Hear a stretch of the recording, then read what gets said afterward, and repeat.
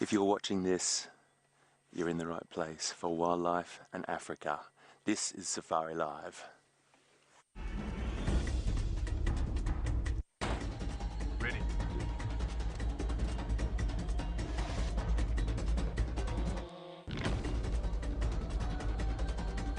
Standing by.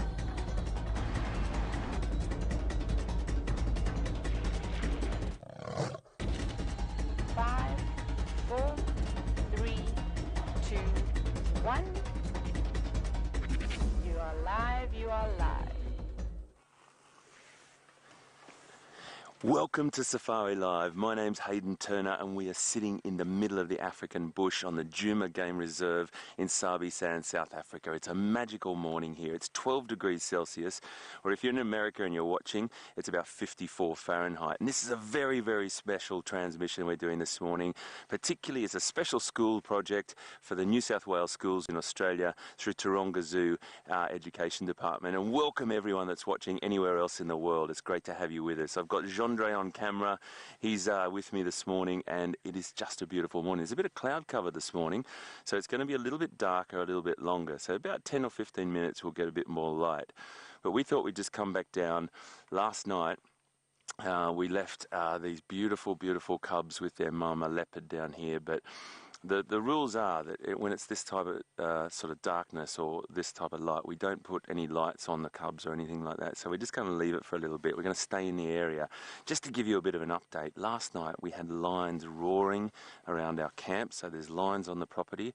We've got Brent Leo Smith out on a walk, which is very, very exciting, and that's going to be coming to you live as well, and James Hendry on another vehicle. So we've got 3 different people, all different in different locations around. So what I'm going to do really quickly is I want to read out the schools that are watching, because I think that's really important. We get that out now, and we tell you who is watching from what schools. And when you hear your school's name, I want you to give a massive shout out so we can hear you in Africa, okay? Here we go. These are the schools that are watching this morning.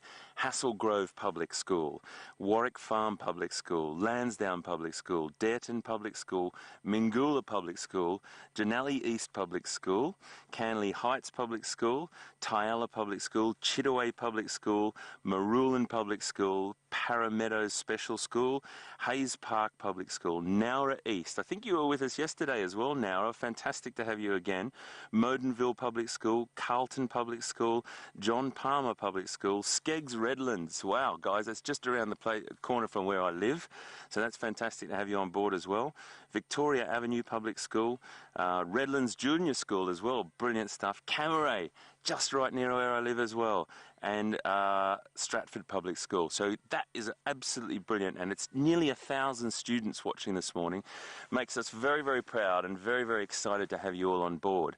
Now, it might look like I'm crying a little bit here, but we've just been driving through the wind to get down to this location. So what I'm going to do is tootle along down here. It's getting a bit lighter. We're going to see what we can find. There could be anything out there. And if you've got any questions, you email them to us at questions@wildearth.tv, and we've got a fantastic group of people in what we call our final control centre, and they feed us the questions through our earpiece, and we can answer you live. This is the exciting thing.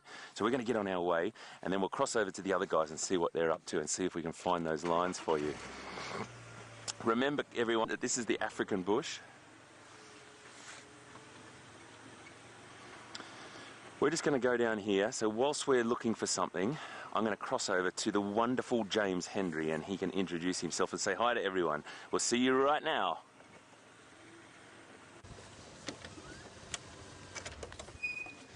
Good morning, everyone, there in Australia specifically. It's not morning for you, of course. I believe it's about 2 o'clock in the afternoon. My name is James Hendry. On camera today we've got Brian the Thumb Joubert. Brian the Thumb looks... Oh, he's got his tie on today, doesn't he? Yeah, minimalist tie. A minimalist tie. That's a tie, everybody. Brian is not a small man. He's about 6'4". I am not that tall. I'm not going to tell you how tall I am. because it's not relevant. And we're on a live safari, as Hayden has told you, in the northeast corner of the world's most beautiful country. Now, I'm sure all of you Australians think that you live in the world's most beautiful country. Well, we're out to show you that you do not today, and we're going to drive around this little patch of land and see what exciting things we can find. We had, as Hayden told you, the most unbelievable experience with 4 lionesses and a buffalo last night, and we've come into that area to see if we can't find some sign of how that unfolded. The buffalo, the most amazing thing about it was the horrible raking sound of the buffalo's skin being torn or rent by the lion's claws as they jumped up on and then kicked with their hind legs. Now, I don't know if any of you have got house cats. I suspect many of you do. And you know when a house cat's playing, it rakes with its back legs, and sometimes if they're not playing, they stick their claws out. Well, imagine a house cat that is, well, lioness is roughly about 180 kilograms, so that's, well, that's about 20 times the size of a normal house cat. And you imagine the size of your house cat with 20 times that size, raking away at the skin. It's a terrifying and horrible thing. But the buffalo got away. Clever fellow that he was, brave fellow. He made a horrible bellowing noise. He's in these bushes somewhere around here. We don't want to go walking through here right now. You don't want to find a buffalo bull on his own. Well, very irritated still by the lions that he saw. The lions walked off up this road. We're going to see if we can find their tracks. You can see the dawn has yet to break. There's just a little bit of light from the sun. You can see there a bit of a cold front has moved in during the course of the evening, and there the sun is going to pop up fairly soon. So we've got the spotlight out, and we're driving quite slowly because we don't want to miss anything. And that is the general play. Now, please do talk to us during the course of our little drive. I think the Australian schools are only with us for an hour, so try and get your questions in. We'll answer anything you like, well, within reason, of course, and we'd really like to enthuse you about this incredible wilderness area.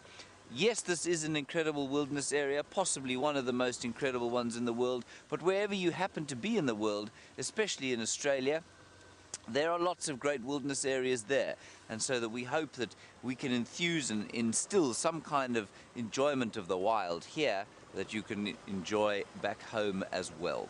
Righty, the other thing to tell you is that we're going to try and add to our list and get to 100 species. That can be trees and grasses or birds or spiders or mammals or whatever else it is that we find. So we'll do that, and while I'm on the hunt for species, let's go back to Hayden and get an update from him.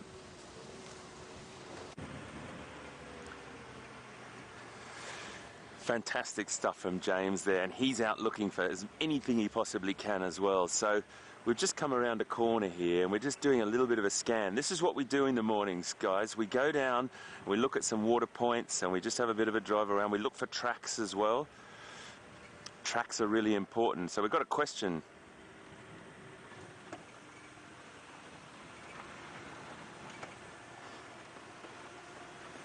Got a question from Zara in Tyala Public School. Welcome aboard. So lovely to hear you and see you. I'm going to come to your question in a second. I think we've got a little diker down here. Oh, very, very difficult to see in the dark. But you can just see there, just running across. I think it was a diker. I couldn't quite see there. It was a diker, wasn't it? It's a beautiful little antelope, very, very timid little antelope running down there. But Zara, you were asking if we come and do this every day. We certainly do. I work at Taronga Zoo, Zara, so I come and do this when I get an opportunity, and I'm really, really lucky to be here. I used to do this a little bit more often, but now I work back at the zoo. I just thought it would be a fantastic thing to connect the zoos with these live drives. Do you believe this, Zara? We're coming to you live from Africa, and I'm talking to you in your classroom with your school. Tyala Public School, you rock. Fantastic for being on board. And yeah, we do this every day. Fantastic.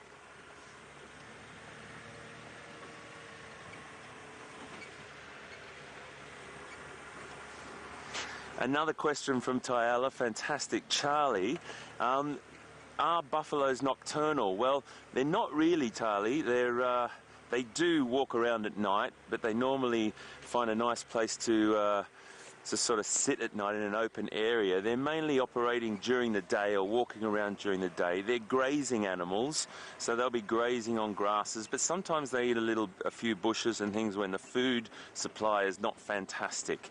So they do walk around at night, but sometimes you'll see them, you'll come across them all sitting in a group, looking after each other. Buffalo are very social animals, which means they do have a really sort of good mix of males and females in the herd there, and they'll sit there and they'll look after each other. They protect each other fiercely, particularly from one creature, which we did hear last night, lion. So what we're doing now is driving up a road here that there's two properties between us, and the animals don't have any fences, they just walk from side to side. We're looking for some more. I'm just going to drive up the road and then cut back in here. But fantastic question, Charles. If we do find some buffalo, we'll definitely show you, okay?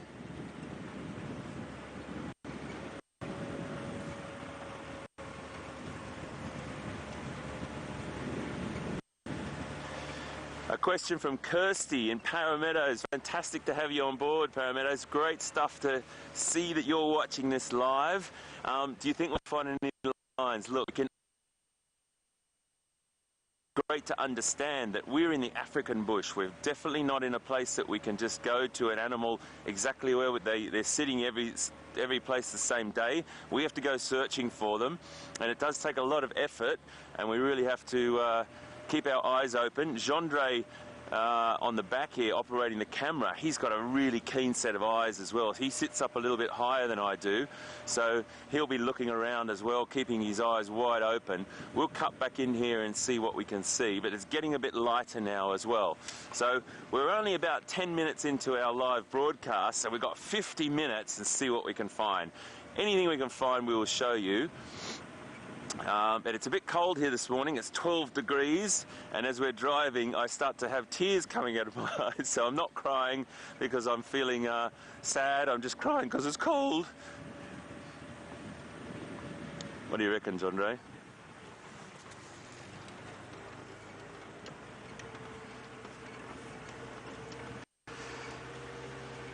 Lansdowne Public School, welcome aboard. Give us a big cheer, guys. Fantastic to hear you're on board. This is the biggest safari vehicle in the world, and you guys, I've got 1,000 kids on the back of this. This is brilliant. Lansdowne, you're asking whether what time it is here. It is 6:10 in the morning. We've been up since about 4:30 this morning to get this ready, and so we're 8 hours behind you. You're ahead of us in time, Australia, and we're in South Africa, and your teachers can probably show you and have a look on a map and have a little chat about time zones and how that works. So I've been out here for about 2 or 3 weeks now. I've been in another country called Namibia, which is west of South Africa, and I've been over there doing a bit of work as well. So I'm only here for a week, which is, I love being here, but I've got a really wonderful little boy and wife at home as well in Australia, so I'm really looking forward to get back to them. But Lansdowne, fantastic to have you on board, and give us a big cheer because I can't believe that you're watching live from Australia. It's just brilliant. Hats off to all the teachers too. All the teachers that got this. Give your teachers a bit of a round of applause, everyone. Everyone, I want you to hear giving your teachers a clap to thank them for putting this together and getting you on board this live safari from Africa. Right, Gendre, we need to rub our lucky hands together. I want to hear everyone in Australia rubbing their lucky hands together to find us some creatures. So it's a really good thing to know. We need to make sure that we understand that this is wild, and sometimes the animals are here and sometimes they're not. We're going to do our best, but I'm going to cross over to James because I think he's got something really interesting to show you.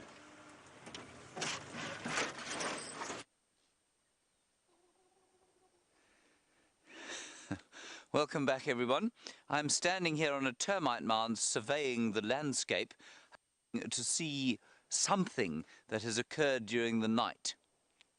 Now, I'm sure, as Hayden has said, anything can happen around the corner, and the roads are a particularly important part of what we do because they have the tracks. They are basically the morning newspaper, is how the cliche goes.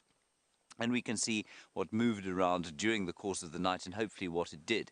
That over there is the west, and I can see another road sort of off in the distance there, and I was hoping to see if something wasn't in between us and them. There isn't anything there at the moment. We're going to head off to the west. There's a dam over there. Animals do like to drink in the night, and if you look around the landscape here, you can see that we're in the middle of something of a drought, and we're also in the middle of the dry season, so animals do like to have a drink around the night time now. I'm standing on a termite mound. Now, you've all got termites there in Australia, and this particular termite is called Macrotermes natalensis. You can tick that off as a species, and they make these tremendous castles of clay, and there are probably more than 1 million termites in that termite mound. The most interesting thing about them, of course, well, there are thousands of interesting things about them, but the queen termite is this big. She's 1/2 foot, 15 centimeters long. She lays 20,000 eggs every day. Now, I reckon your average termite probably lives, say, about a month or so. But if you multiply 20,000 by, say, 30 days, that is about 6 million termites a month that she lays. So you can imagine how many termites there must be inside that mound. Building away, they're a bit dormant at the moment, because it's quite cold. We're still in the middle of winter, as you all are in Australia. But it's starting to warm up a bit, and the termites will become more and more active. Righty, on we go. Still no sign of those lions. I've seen a few hyena tracks on the road, but we haven't found any sign of the lions. And the other important thing to do on a morning like this is to listen. You've got to do a lot of listening out here, a lot of smelling. They're not two senses we're often very good at using anymore as human beings, but you've got to have a good listen, see if the lions are roaring, see if you can hear them feeding, see if you can hear a leopard perhaps making a territorial call, or an impala making an alarm call. There is an impala, everybody. This is our most common antelope. Do you see it, Brian? Oh, there it is. Oh, there are a few more over there. I think there are a few more. Let's just carry on. That's an impala, everyone. He's just relieving himself in the morning. He's woken up and he's needed to go to the loo, so that's what he's doing. There we are. Now, let's watch him carefully. Hello, Maya from Athol Grove. Maya, you want to know how we look for footprints? Well, we just look on the ground, Maya. It's exactly the same. You've been on a beach, I'm sure. You've seen the tracks of dogs on a beach, for example. It's exactly the same. We just look for their footprints in the sand, in the soft sand. It's very difficult in the hard sand, but in the soft sand, that's where we're looking. Now, that's an impala, the most common antelope we get here. It's a male. You can see he's got big horns. And he's also relieving himself because he's been sat all night, probably, re-chewing the food that he ate during the day. Now, many of you will know that a cow is a ruminant. And a ruminant, of course, is an animal that re-chews its food. You'll see he's starting to graze again now. He'll swallow that food. That'll go into the first stomach. And he'll then lie down when the first stomach is full, like he did last night, regurgitate it into his mouth, re-chew it very finely, and then it'll go down into the other 3 chambers of the stomach, and eventually it will go out. I guess it's just done this morning. Hello, Nicholas. At Hassel Grove School, you want to know what animals we see most often? Well, probably the impala, actually. That's the most common antelope that we see here. But remember, an animal can be a termite, it can be a bird, it can be a reptile, an amphibian, it can be a spider or a scorpion. But that's probably the most obvious one right there. Now, we've got 2 birds close by here. I'm not sure if they're on the species list.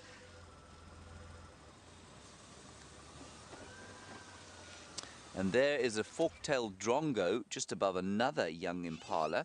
Lila, you want to know if we ever touch the animals. We don't touch the animals, Lila. This is a completely wild area. It's not a zoo. It's a game reserve. And so, you know, if I was to get out of the car and walk towards that impala, he would run away. He wouldn't let me get anywhere near him. That's a fork-tailed drongo. You can see that, obviously, because it has, Brian, a Forked tail. Correct. It has a forked tail, a tail that looks like a fork. And there are lots of different kinds of drongos in the world. Only 2 out here. Listen to him calling. I'm going to be quiet for a second.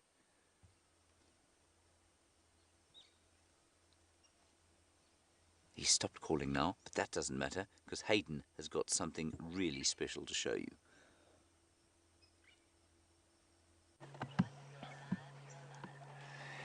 Wow. Can you see anything in this picture? Look at that. A spotted hyena. And we just came around the corner to a location that we were at yesterday. Now, a couple of the schools that are watching today were with us yesterday, and this location, if you were with us, is the same location that the leopard was. Karula, a really famous leopard that we sat with, and her cubs were with her as well. Now, she had some food for her youngsters. She had an impala, which you just saw with James, that we have to understand that this is a wild, wild place, everyone. And you know what, if you haven't done food chains yet, or you're not at that stage at school, then maybe the teachers could explain a little bit about that to you. But if you have done food chains, you'll know that the carnivores, what we call the apex predators, the ones that are at the top of the mountain, the top of the food chain, right at the top, are the carnivores, the lions, the leopards, the hyenas, the cheetahs, and things like that over here. So really important to understand how that works all the way down. There's a hyena. Do you want to see something else?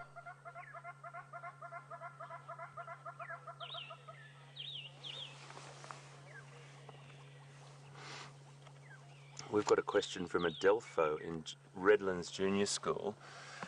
How long do the cubs stay with the mother and father for? Well, it depends, you know, there's a lot of different stories, but about 18 months to about 2 years, they'll be sort of kicking around with the parent. But then she'll start to push them away, particularly, this is in what we're talking about with leopards.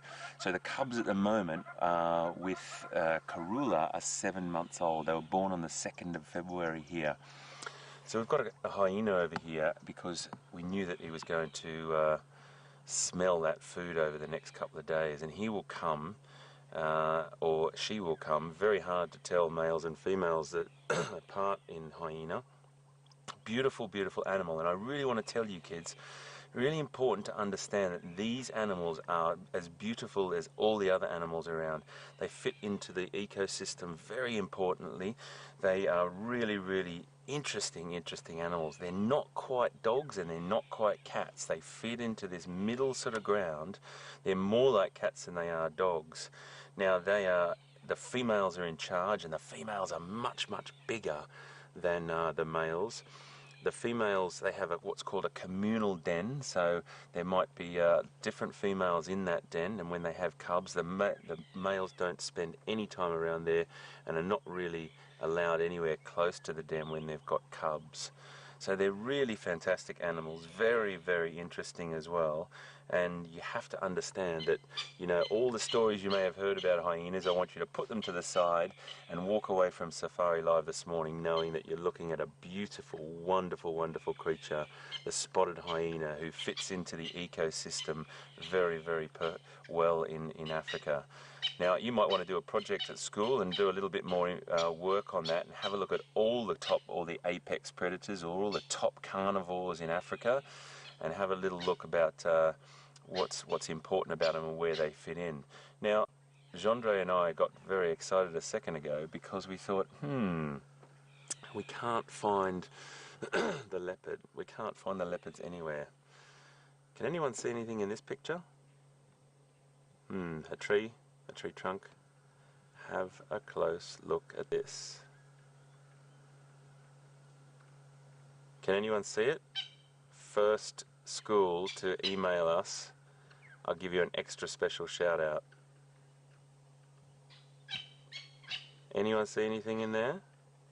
Oh, uh-oh, what's that? I can see a few spots. I can see a few spots in there. There is a leopard sitting right there. See those spots? There's a leopard. That is Karula. She's hiding up in that tree because leopards and hyena don't get on very well, that's for sure. Both big carnivores, and what happens is once the leopard has a kill, they normally will hoist it up that tree to get it away from other predators like lion and hyena, and that's the advantage that the leopard has. They are the most incredible climbing cat. They can do things that no other cats can do, and they will drag that that food up into that tree. So you've got in that same picture there that Jandre's got, we've got the leopard in that tree, and we've got the hyena waiting down there to try and get any little bits of food that she drops. And she would have had put her cubs somewhere very, very safe, and they'll be well out of harm's way. So whilst we're sitting here watching this hyena and see what happens, we're going to cross over to another very, very special member of our team, Brent Leo Smith, who is actually walking in the African bush, and we're sending you these signals live from Africa. It's so good to have you on board, kids. Can't wait to come back to you. Let's go and see what Brent's up to.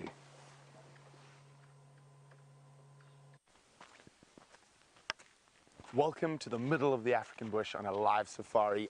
I'm on foot. My name is Brent Leo Smith. I have the incredible cameraman VM with me, and we've got Herbie behind us on security patrol, making sure while I'm talking to you, nothing sneaks up to me. So it's really dark this morning, but we are tracking lions.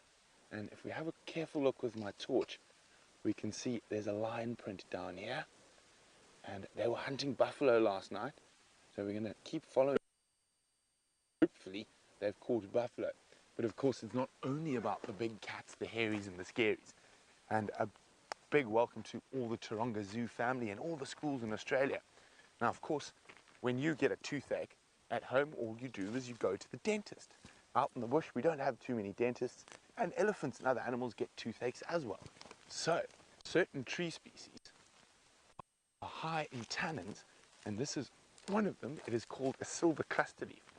Now, if I'm going to do this just because it doesn't taste very nice, but if I had a sore tooth, what I'd do, I'd get a whole bunch of these leaves. I'd try to get the greenest ones possible, but that's a bit difficult at the time of the year, and chew.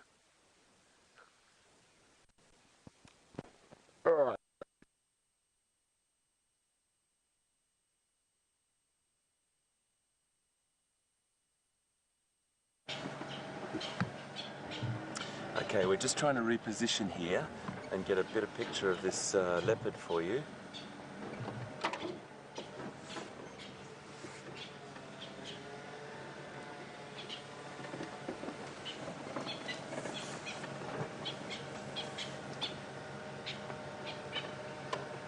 What is that like, Jandre, for you? A bit forward. A bit more. Yeah. I've got a question from Brody in Hassel Grove Public School, and just wanted to know, I'm sorry, I missed the tail end of that question, Brody. Just let me ask for it again.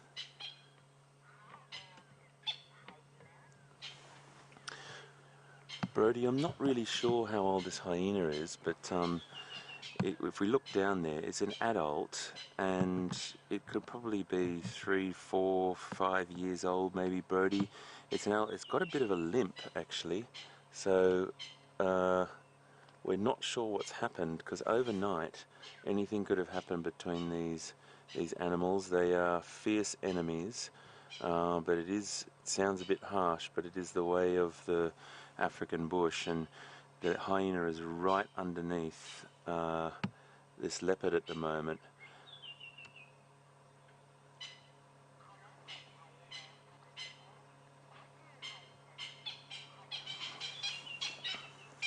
We've got a question from Connor in Tyala Public School, and Tyala, you're a great school, great to have you on board, and Connor, you want to know what hyenas eat. Well, hyenas are what we call opportunistic. They will take anything they possibly can from another predator, but they also are fierce hunters. They're very, very successful hunters, and when they can or when they need to, they'll hunt, but they've got an incredibly keen sense of smell, and they will try and steal a kill from another animal without question.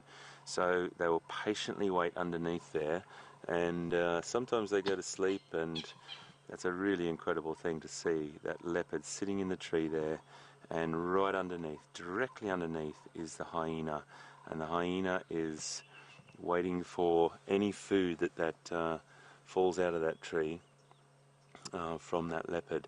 So, Connor, just to answer your question again, anything they possibly can, and they will eat old bones. They've got the ability to crunch through bones like no other animal. And I have to tell you something else is interesting. Their poo is really, really white. They have lots and lots of calcium from the bones in their poo, and we can see that very obviously. And if I find some, I'll grab some for you.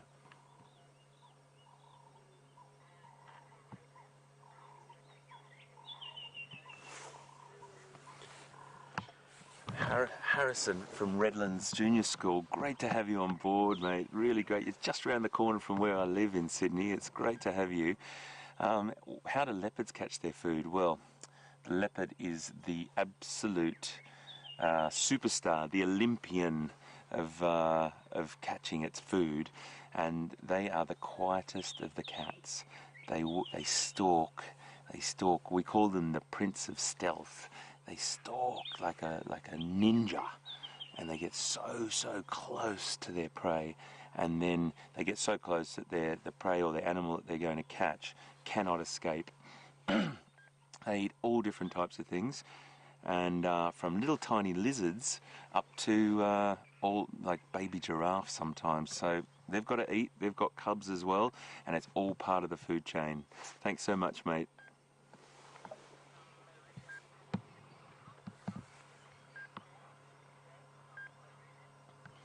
Got a question from Jake in Marulan Public School. He wanted to know how long leopards live for. Well, some of the books say up to about 15, and then I've read some of the other books that say up to about 20. Jake, it really does depend on where they are and how much pressure they've got from other animals. Sometimes they can be lucky, Jake, as well. They can have a really good long lifespan because there's not a lot of other predators in their area. Or sometimes they might have a fight with another animal or another leopard for that matter and get an injury. Remember, there's no vets out here in the wild. Nature takes its own course here, and if an animal does get an injury, sometimes it can heal and other times it can't. But normally 15 to 20 years if they're lucky.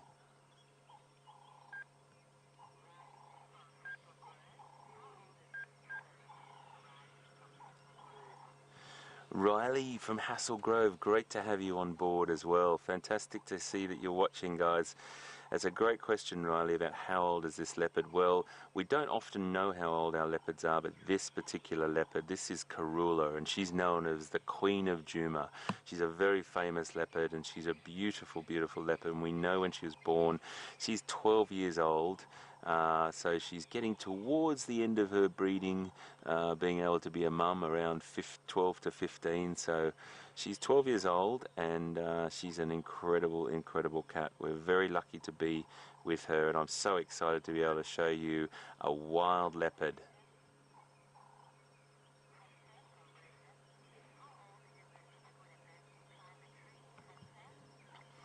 Hunter from Redlands again. Brilliant question. How old is a leopard when it learns to climb a tree? Well, Gendry and I were here yesterday, and we went to leopard school yesterday. It was brilliant. Karula took that food up into that tree for her cubs to teach them how to get up there and feed.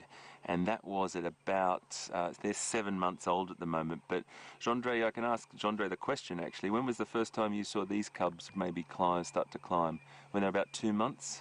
So Gendry's been here for a lot, you know, he works here all the time, and Gendry just said the first time he saw the leopards start to climb a tree was about 2 months. So they'll start to experiment, just like us as kids. We'll start to climb things in the playground or trees or whatever, and the leopards start to experiment like that as well. But we saw the leopards yesterday at 7 months old go up that tree really, really quickly. So great question, mate. Thanks so much for watching.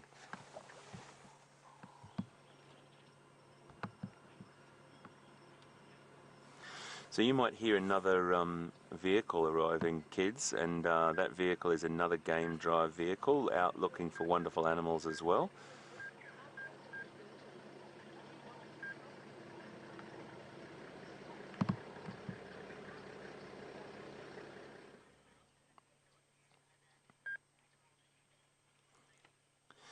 Ruby from Camaray Public School, fantastic to have you again, just around the corner from my place, Ruby.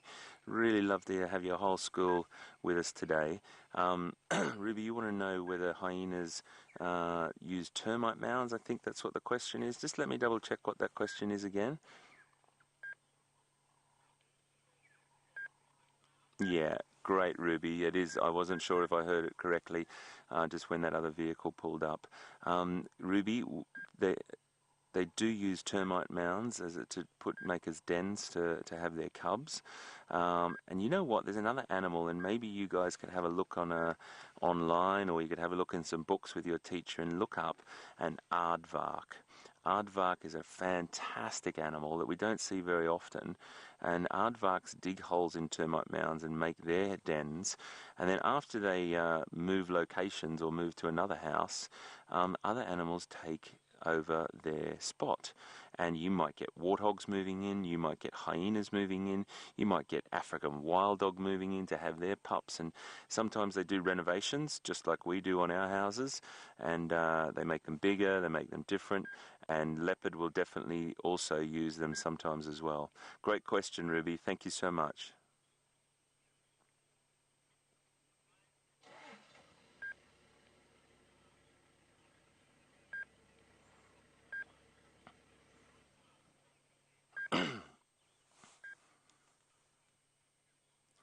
We've got a great question from Miss Morrison, from Carlton Public School. Welcome aboard, and hats off to you, teacher. So, ma'am, you've got these guys watching us live this morning, which I think is absolutely fantastic. Thank you so much, Miss Morrison.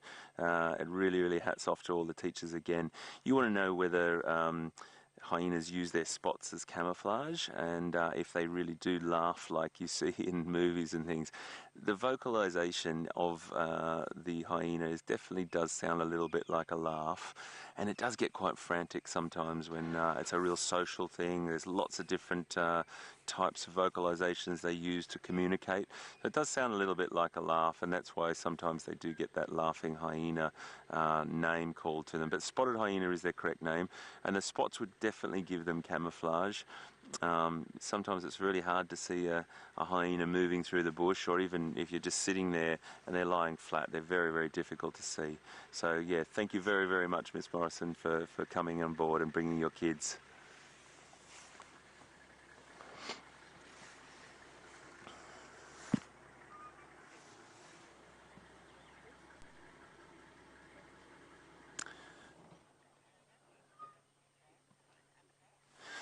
So what we're going to do now is, whilst we're staying with this spotted hyena and Karula the leopard, we're going to link over to James and see what he's up to. But fantastic questions, kids and teachers. Keep them coming through. We'll come right back to you just now.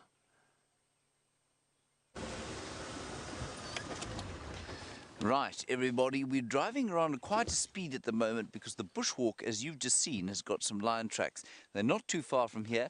They've got what we call some nyala, which are a different kind of antelope barking. They don't bark like dogs. Well, they do a little bit. But when they see something they don't like lions, for example, they go, bah, bah, bah.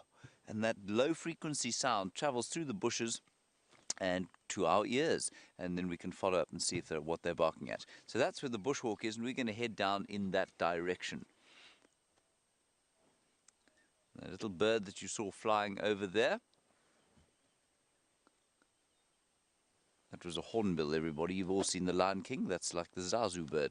Hayes Park School, you want to know where exactly we are in Africa. We're in the northeast corner of South Africa, so if you imagine a map of Africa, sort of the fat bit with the Sahara at the top, and then comes down to the south where we are, with the southernmost part of Africa, and then we're in the northeast corner, and that's called the Kruger National Park. It's 8.5 million acres, or 3.5 million hectares of wilderness here in the northeast corner.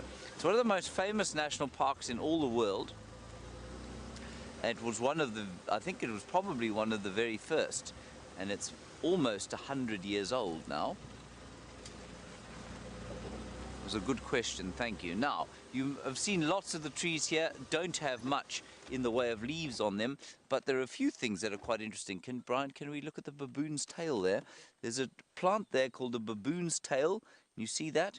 And that's a very important plant locally. You can use that as one of the species. Its Latin name is Xerophyta retinervis, and the local people here use it to ward off lightning. So if there are storms, people will plant that plant around their homes, and that will hopefully stop the lightning striking the roof.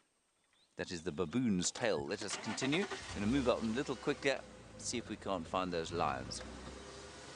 Now, Lansdowne Public School, you were asking as a collective, and you want to know how long we see lions, how often we see them. We see them just about every day. I'd say probably 5 times a week or so we'll see lions. So there's a really good chance we'll see them today. I just hope we see them while you are all still with us.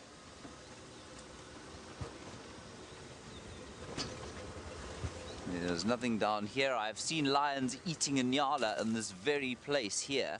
There's nyala with the antelope that were alarm calling with the bushwalk. But they're not eating anything here right now.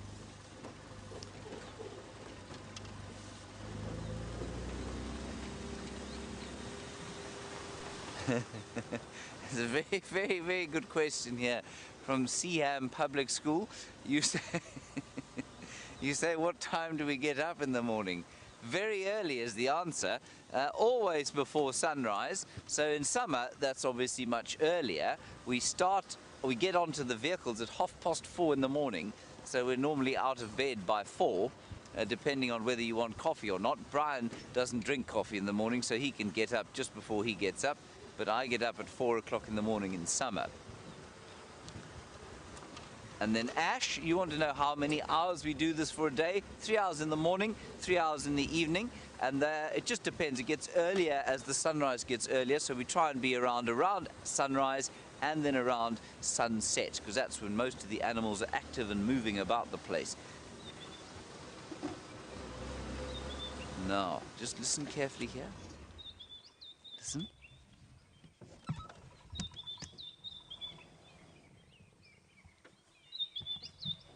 Isn't that a beautiful sound? That is the sound, everybody, of a beautiful African morning. It's a white-browed scrub robin you can hear going. And then you can also hear a woodpecker going tick, tick, tick, tick, tick, tick, tick, tick, tick. That's the bearded woodpecker. You can count both of those species. Then we had a question about the size of this wilderness area that we are traversing. We are traversing an area of roughly 3,000 hectares, which if you operate in acres is about 6,500 acres. Isn't that a lovely sound? Just spotted him, Brian. Now everyone, I know the lions are very exciting, but these little things, these little creatures are, when you spend a lot of time here, they're just as exciting. Just going to quickly see if we can't find this white-browed scrub robin. There he is. He's in that greenish tree moving around there. No, that's not him. Look, everybody, that's a chin spot batis. Isn't he lovely? That's a chin spot batis. Let's head back to Brent. He's on foot and he's got a little more signal and hopefully some more lion tracks.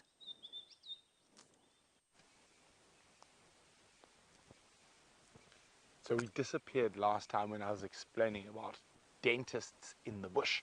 So we were looking at a silver cluster leaf, which is the name of the tree I was chewing on last time. But there's another tree that is also used as a dentist, and human beings are not the only ones. Baby elephants chew this when they've got sore teeth, when they're teething.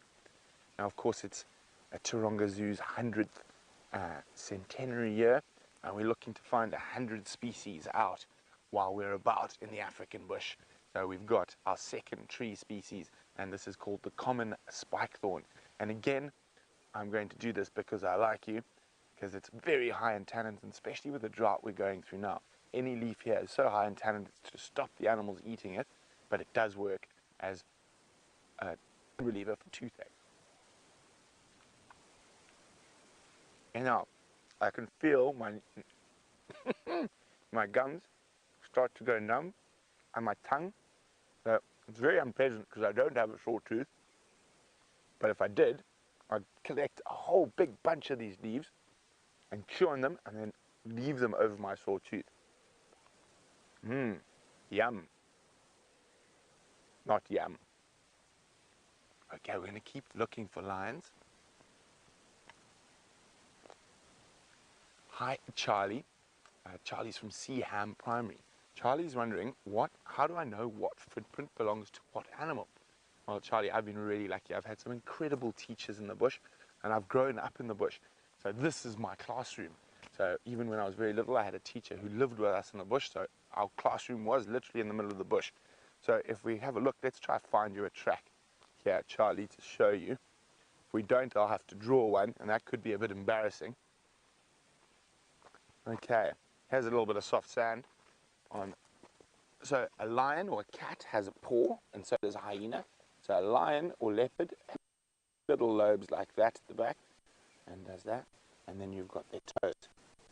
It's not the best drawing in the world, gives you a good idea. Now, if we were looking for a buffalo has got two hooves, something like that. So there we go, buffalo hooves. And then if we had an impala or something smaller, gives you a good idea. So even if you live out in Australia, go have a look. If you see a kangaroo go past, go look for the footprints, and then you'll learn that animal's footprints. So that's one of the best ways. If you see an animal, you go and look for the footprint so you can learn it. Okay, let's keep moving. Josh is wondering, do we put any tracking devices on animals? And Josh is at Stratford, and the answer to that, Josh, is no.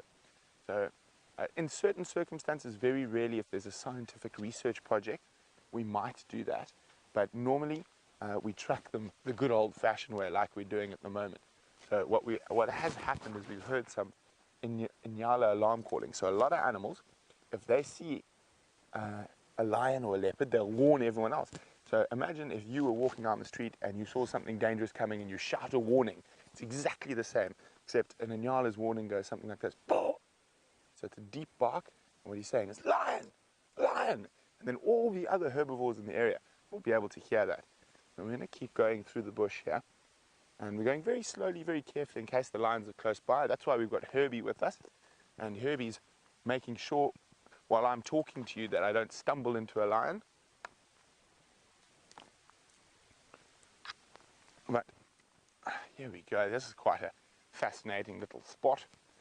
You can see elephants have been feeding here. Now, lots of big thorns on this. So this is our third tree. This is a red thorn, an acacia tree. You can see the big thorns that are supposed to be there for defense. But an animal like an elephant has got a mouth like an old boot, so it's able to munch straight through that. Now the main part that the elephants are after, watch out there, I'm going to pull the thorns. Okay. See, now imagine I'm an elephant. Do you know how strong they are? Because I'm quite a big guy and I'm still battling to pull this out. There we go. Okay. So here we go, have a look at this. Very interesting. You can see that this whole section has no bark on it whatsoever. There we go, so that is what the elephants are after. And they're after the bark because all the water and minerals and nutrients comes up from the ground into the branches through that. And what an elephant does, I'm not going to do it because there's a lot of thorns on this one, is it'll put it in its mouth and it goes, and it literally grinds the bark off. You can see it doesn't even break the things, it grinds all the nutrient-rich levels off. Yum, yum, yum. Bit nicer than the leaves I was eating earlier. And so, oh, I'm hooked. There we go, I'm off hook. So you'll notice a lot of trees, and we might show you some other different trees as we walk through the bush that the elephants have been feeding on. But while we go carry on looking for our lions, I know Hayden has got the second most dominant apex predator out here in the African bush.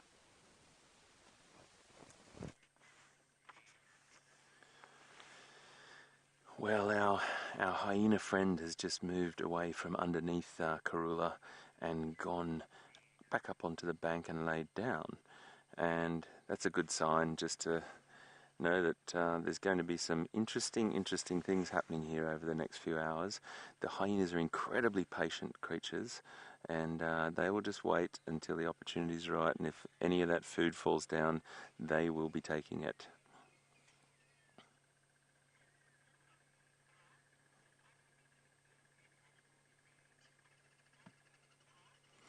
We've got a question from Tanita in Hayes Park School. Thank you so much for watching, guys. It's really, really cool to have you on board. Live from Africa. Do you believe that? You're watching this live in your classroom. We're answering your questions. You want to know if there's any endangered animals here. There's lots and lots of different endangered animals here in Africa. But in our particular area, we're in a protected area here, so there's a very, very good lion population, leopard population, there's great elephant populations and other animals, but there's not a lot that I can mention here because it's such a beautiful protected area. But outside, sometimes that does happen, and that might happen in any environment or any country where you've got a lot of pressure on an area from human population or habitat loss. That's one of the biggest things as well, Tanita. So maybe you guys could do a project at school and try and figure out what animals in your local area, Australian animals, might be endangered, and then have a look on the other side of the world and maybe compare it to another country and just learn a little bit about endangered animals. We're very, very lucky to be in a protected area here. So one of the things I just want to say to you is any ideas that you get from this SafariLIVE broadcast, maybe go out and have a look, do a project on all the predators in Africa, all the predators in the world, predators in Africa and predators in Australia, anything you want, but something really, really, really, really, really cute that I want to show you. Have a look at this.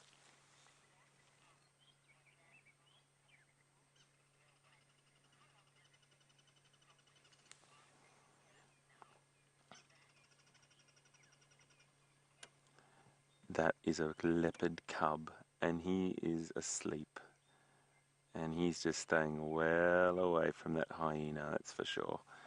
And he's quick enough now to be able to get up that tree very, very quickly. He's got a super keen sense here of hearing, and he'll be definitely on his toes. He'd go right up that tree if that hyena came anywhere near. So his mum is up the tree over the other side. And he is just lying down there, but he might look like he's asleep and sound asleep if that leopard was even to tread on a leaf. I'm sorry, that hyena was to tread on a leaf, he would be straight up that tree. So they're at an age now where they can escape predators, but I have to say, got to be very, very careful because hyenas are very dangerous for leopards. But at the same time, they are a very, very important predator. And I really want you all to walk away from SafariLIVE today knowing that hyenas play a very, very special, special place.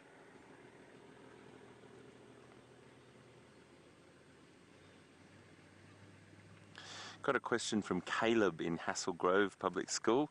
Great to have you on board, guys. Really wonderful to be able to talk to you live from Africa. And how many cubs are in a litter? It's normally 1 to 3. There's not much more than that. And to have successful 2 cubs survive all the way through is incredible. Karula is an amazing mother, and she's been a successful mother with a lot of cubs. So 1 to 3 is the number.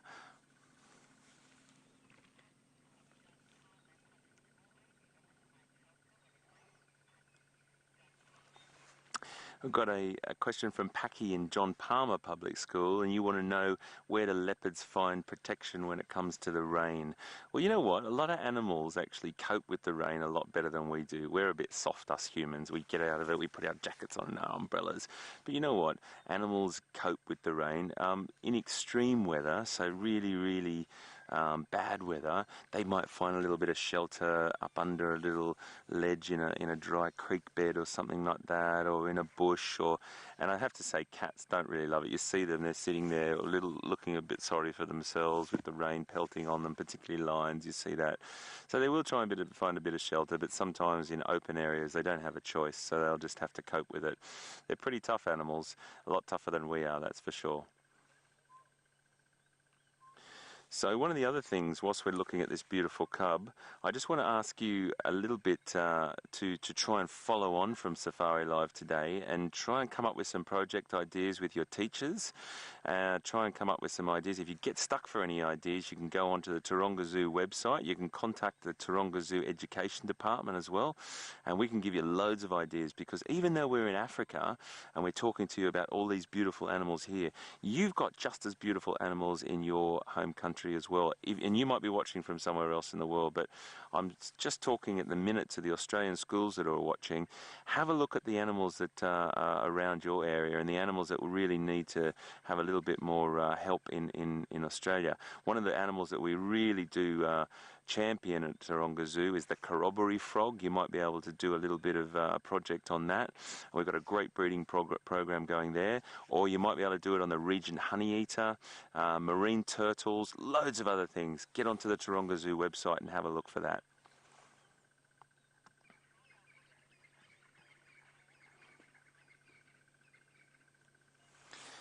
I think we've got a question from, is it Canley Heights? Just confirm that for me.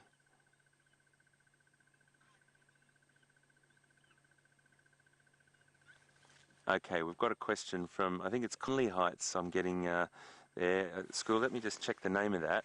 How long does will the leopard protect? Conley Heights. Okay, thank you so much. Sorry, I just had a bit of a break-up in my earpiece. Thanks, Rebecca. I do apologise. So I'm talking to Rebecca. I'm getting messages from her in my earpiece about all your wonderful questions coming through, and it just broke up a little bit as I got that name.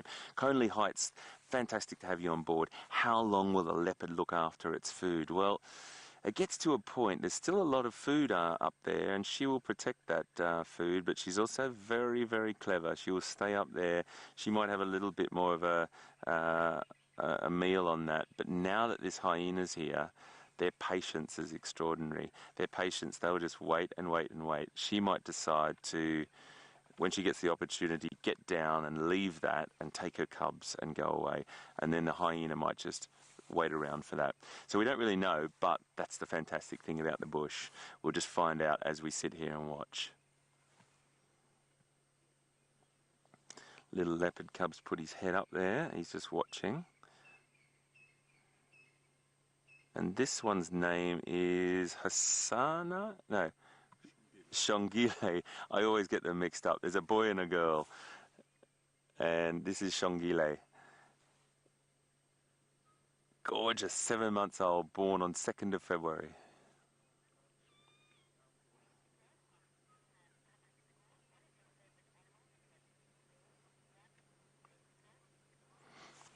Jessica from CM Public School. Fantastic to have you on board. Great stuff. What's my favourite animal? Goodness, that's a hard question to answer. We get asked that question a lot, and you know what? I have to give an answer that I love them all, but I really do love leopard. I love giraffe as well, one of my favourite animals, and we've got loads of those at Taronga Zoo and Western Plains Zoo out in Dubbo. Giraffe are one of my favourite creatures, and we haven't seen them a lot the last couple of days, but I'm going to try and search for some. I really love elephant as well, and I love lion. I love African wild dog. I love everything, but giraffe and leopard are two of my absolute favourites. Thank you so much for watching, guys. We're just going to have a little look at that hyena again. So really, I'd say it one more time. I want you to go away and see if you want to do a project on hyenas and find out a little bit more about hyenas, because I think there's a lot of stories you hear about hyenas and you see them in movies. You might have seen them on cartoons or some movies that have made hyenas out to be the bad guys. They're definitely not the bad guys. They are such fantastic creatures, incredibly interesting. They've got really, really interesting facts about them that I think you should do a project on at school and maybe look into a little bit more and learn that hyenas fit into the ecosystem perfectly, just like all the other animals do. So the interesting thing for me, guys, is I'm going to tell you now, we've only got about 2 minutes to go, I think, and I just want to just finish up by saying to you how important it is that you, all of you watching right now, are our little special agents. You are our agents. You are our little soldiers in the army of conservation. And you are the ones that are going to keep this planet as it is, or you're going to protect this planet, protect all these animals in Australia, in Africa, in Asia, in North America. You are the ones that are going to protect them. And you don't know what the future is going to bring for you. And if you really want to work with animals or wildlife or conservation, you know what? You've got to follow your heart. You've got to follow your dreams. That's what I did. And when I was at school, I I really wanted to be a zookeeper. I really wanted to do what I'm doing now, and I followed my dream. So you can do it. I'm nothing special. I'm just a normal person. Gendre, normal person, but all the other guys, Brent and James, all normal people, but we just followed our dream, and that's what we want to do. And you can do it too. That's the really important thing. You got to follow that dream, and if you want to work with wildlife, you can do it. Just wanted to let you know that what you're doing right now, and all your teachers, I tell you what, your teachers have to have another round of applause. So I want you to all give a big cheer for your teachers right now and thank them all for doing such a wonderful, wonderful job. I'm going to round off and say goodbye. Gendre says goodbye. You'll probably see his thumb come round in a minute. And I want to say thank you so much to Taronga Zoo Education Department and Taronga Conservation Society for allowing us to do this in collaboration with Wild Earth. Here we are on Safari Live from Africa, right into your classroom, guys. It's been an absolute pleasure to be with you. Let's finish off by looking at this little cub. We'll see you tomorrow if you're with us again. Have a great one, guys.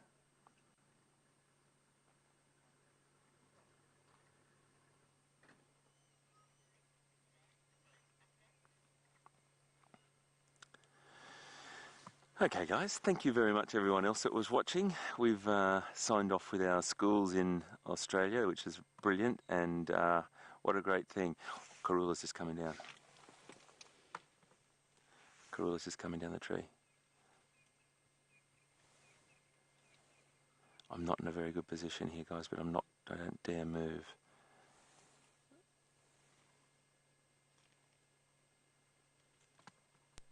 She's come down the tree. I can't really move. The hyena has stayed exactly where it is. We've just got Karula through there. Very interesting here.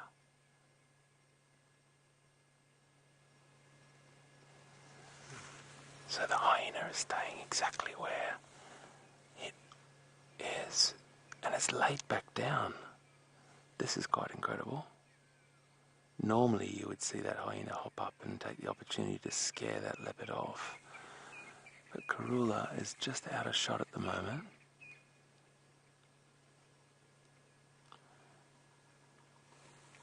Just in there you can see her. And as I said, I don't really want to move the vehicle or start the vehicle, folks, so I know you understand. I just want to watch this behaviour with you.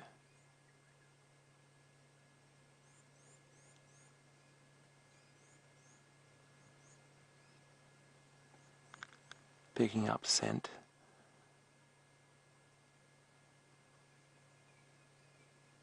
You always see when those animals, they, particularly hyena, put their head in the air like that. Thing we saw before. We saw that hyena come down underneath the tree where Karula was, and that hyena is limping, is very, very lame on its back right leg. So we don't know what happened last night. We don't know whether there was a skirmish between those guys or whether it was an existing injury. But the thing that I am a little bit concerned about is I can only find one cub.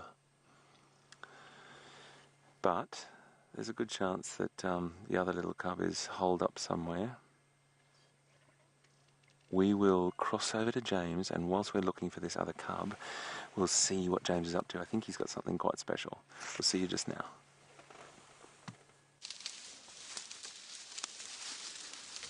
We're having a very, very special sighting here, everybody. A big herd of elephants has just decided to cross the road, both sides of us. The big matriarch behind, the rest of them coming around the front.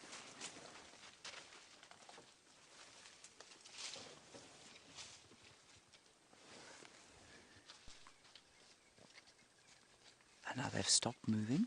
They're just listening. Obviously some command is being waited for by the matriarch behind us. She's just finishing off her current stick for breakfast. Comes a younger cow. Good morning. Actually a young, I think a young cow. And then a much bigger cow. That's her there.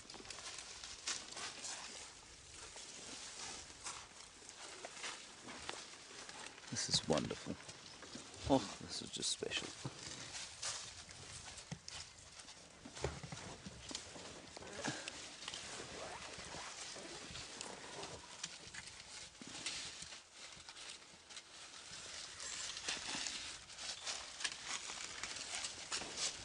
It's right next to us, everyone.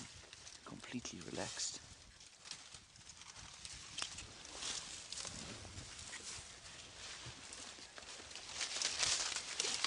This is so special. Oh, and the smell of elephant, everyone. The smell of elephant is completely distinct and it is so nice. It's like a sort of, how have I described it? A sweet leather. And there they go. We just move a little bit forward. And we can talk normally now.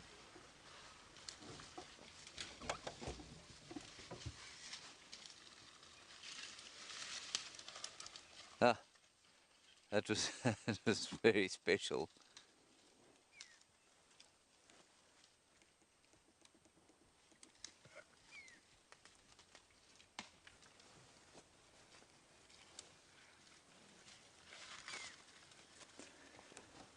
So when we came through here, they were all kind of silently in the bush, and then as you came across to us, they started to move, and they just blasted past us as some inaudible command was given, probably by the matriarch. Now they're wandering down to the south. That does really fill the soul, I have to say.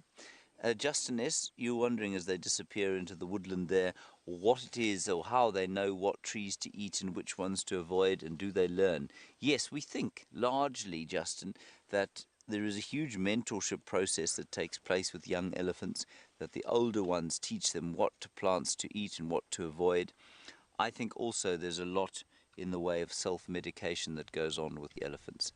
I think that they eat specific trees for the specific nutrients that they offer, and that helps them maintain their health. This time of the year, though, Justin, they're pretty much taking anything they can get. But it's so interesting now. We've just seen them, or we were just watching them disappear. It was quite clear that they had been feeding in the area where we were sitting for quite some time before they then decided to go off where they are now. And you can see they're not feeding now. They're not feeding through this woodland. They're obviously moving to a different spot where the matriarch has told them, or perhaps another older cow has remembered that there's some good food to eat. So they moved from one feeding section and now they've moved off to another. They didn't kind of feed through here. And there's no obvious difference between the woodland where they are now and the woodland where they have been feeding.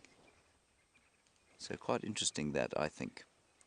All right, let's go and find out what's happening on the bushwalk. We'll continue towards Buffelshoek Dam.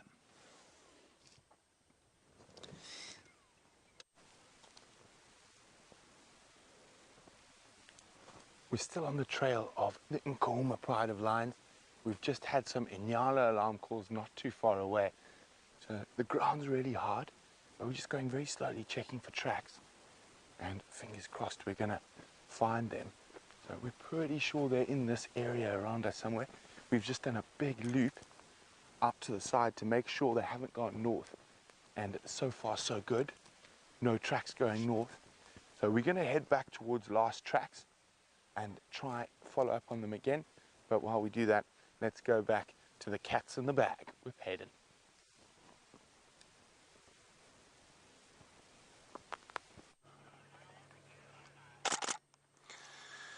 Well, this is a very interesting situation. Look at that. You don't get that very often. I'll just get out of your way. We've got Karula has just come down the tree and is lying only about probably 3, 4 meters, 5 meters away from the hyena. That is quite incredible. Hyena didn't even flinch when Karula came down, but Karula has chosen to stay there as well.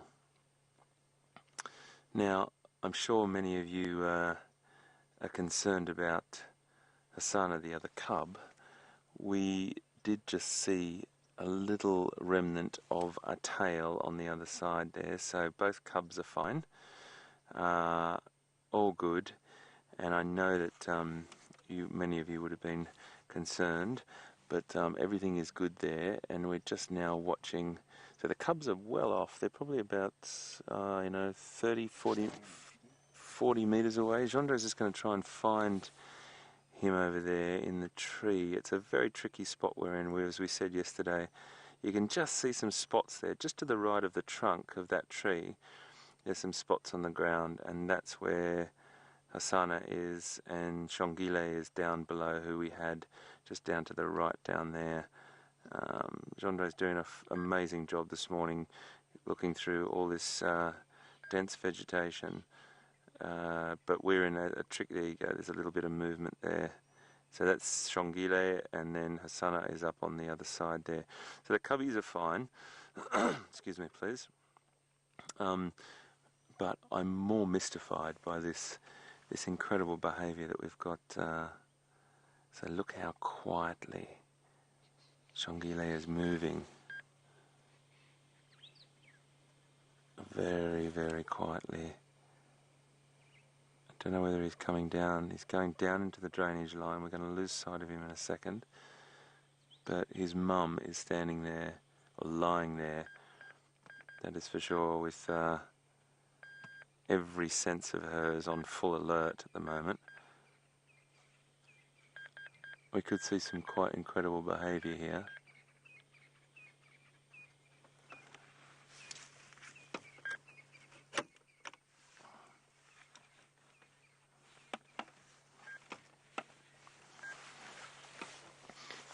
It is absolutely incredible, folks. We're getting lots of people commenting on this incredible behaviour that we're watching at the moment. I totally agree with everyone. I mean, normally what we see, folks, don't we? We see the hyena charge the leopard as soon as it comes out of the tree and chase it off, or the leopard just come down the tree and run. But Karula has chosen to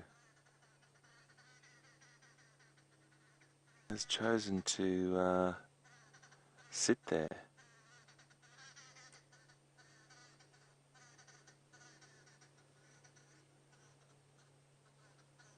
Hyena's now stood up.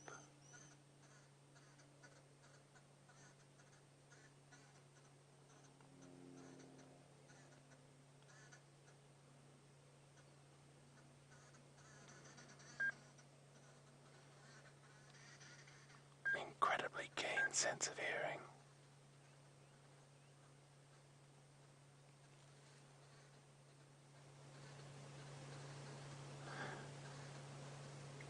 Extraordinary behaviour. Karula watching the hyena's every move.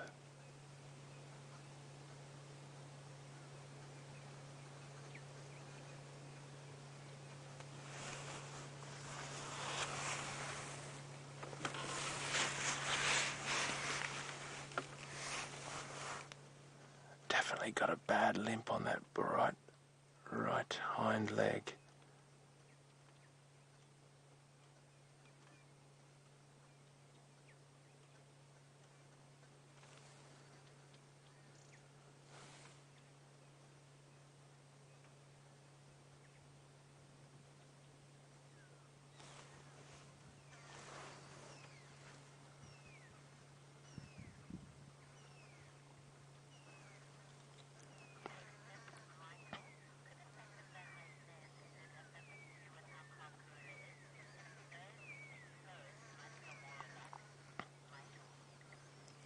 I've got a question from Michael, wondering his question, and welcome aboard, Michael. Fantastic to have you with us, watching this incredible behaviour right here. Is Karula more relaxed now because she knows that the hyena is injured? Well, I would love to be able to say that I know that, Michael, but at a guess, we don't know what happened last night. We don't know whether Karula is responsible for that injury or whether it was an existing injury. So there is a possibility that Karula is intuitive enough to pick that up, or whether Karula did have an interaction with that hyena last night and is the one that's responsible, and she does know that. I really can't say that I could know either way, Michael, but it's a very interesting perception, and I did think of it myself before. She's definitely relaxed around this, and the interesting thing is the cubs also are at that age, 7 months of age. They're fast, they're agile, they can ascend trees very, very quickly. They're alert, they're in a really good place. I would be really concerned if we were looking at 2-month-olds or something like that, but then again, they probably wouldn't be out and as exposed as they are. But Karula is super chilled. Well, we're perceiving that she's super chilled, but she's definitely not looking that stressed about anything. But sometimes, you know what, I've been walking in Pilanesberg National Park with a wonderful guide out there years and years back, and we went walking, and there was a couple of different species of antelope, and you know what, they would see us and they would actually end up following us, in a sense, to keep us in vision. And sometimes animals will like to keep another animal in its sights rather than running off and not knowing where that animal is. So I think Karula is in a good spot here. She knows where that hyena is. She knows where her cubs are. And, you know, sometimes animals do incredible things where, as opposed to running away, and you see it a lot with predators around waterholes, you'll find the whole herd of zebras or impala or whatever would rather keep an eye on the predator rather than just taking off and then not knowing where it is, because that's the time when you're better to know where your enemy is rather than be guessing. Yeah, it was really interesting to find those antelope would always keep us in their sights when we were walking through the bush. But yeah, that hyena's not looking 100%, I have to say. Might come through it, but quite an incredible thing to see a hyena lying down, resting, Karula lying down on the ground, resting, the cubs completely fine as well, and the kill still up the tree. Really incredible thing to see this morning.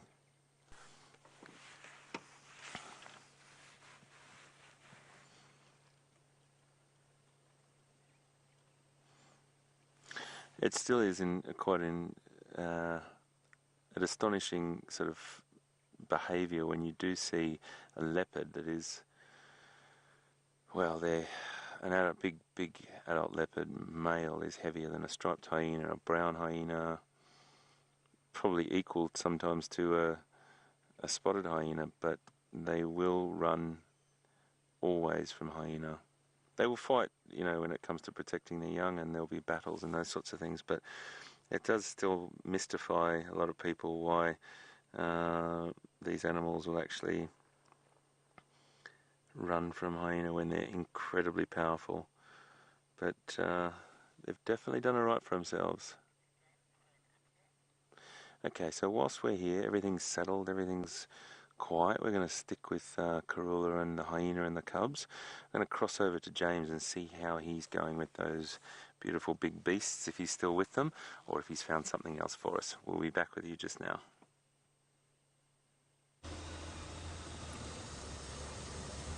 We have seen two things, everybody. One, the Steenbok running at great speed down to the south, and two, some impala up ahead. Let's go and have a look at them.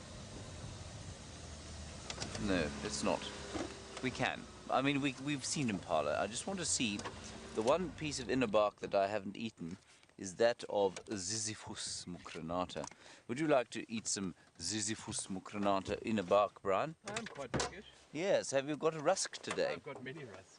Ah, well, you would maybe like to show the viewers one of your rusks while I retrieve you something nutritious. Now, here is Ziziphus, everyone, and I'm going to cut away a bit of the bark with the knife that Steph very kindly sharpened for me.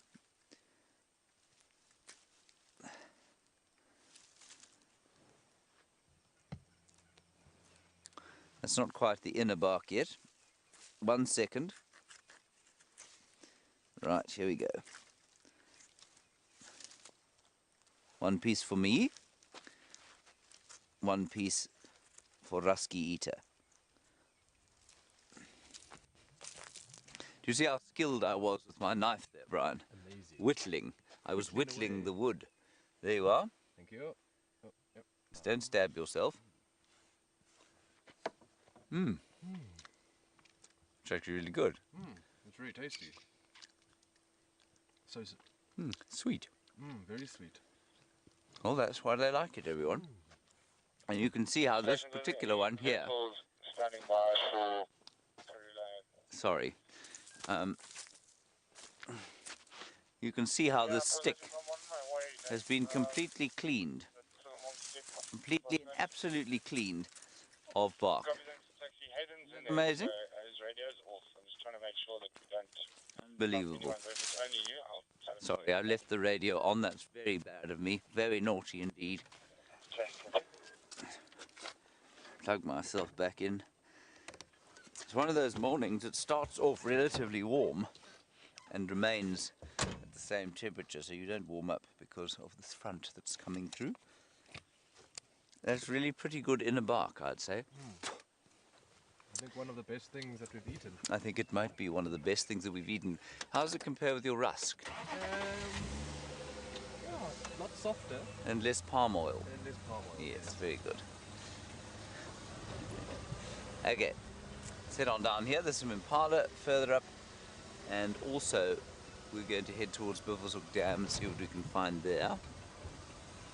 There were some tracks of lions apparently, oh, excuse me, heading this way. But I don't know. We haven't found tracks of that pride again. Herbert and Brent are still knocking about in the area where we think they went. Who knows? And they will dare the impala. They will want to be a little bit careful, of course, of the buffalo that was injured last night by those lions. The lions may have killed it and be eating it somewhere. The lack of tracks crossing in and out of that block indicates to me that that could well be the case. What do you think? You think yes? He just doesn't care. He's very disdainful of me, Brian. I think it's because you looked at him funny. I think it could be. It is amazing to me how an animal that is well, you know how it is with your house pets. How an animal that is seemingly unthinking and not as intellectually accomplished as we as human beings are, how if they ignore you, you feel so dreadfully, dreadfully rejected. There you are. I feel better now. Thank you. That's a sympathetic one there. Here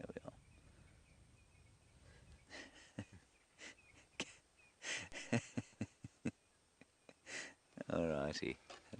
Let's carry on. And then he didn't care, as Rebecca says. Then he didn't care. Well, he didn't have any Sisyphus bark.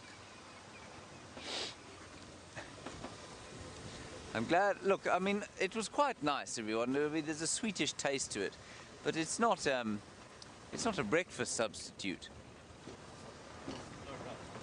No, it's no rusk with raisins in it. No muesli rusk.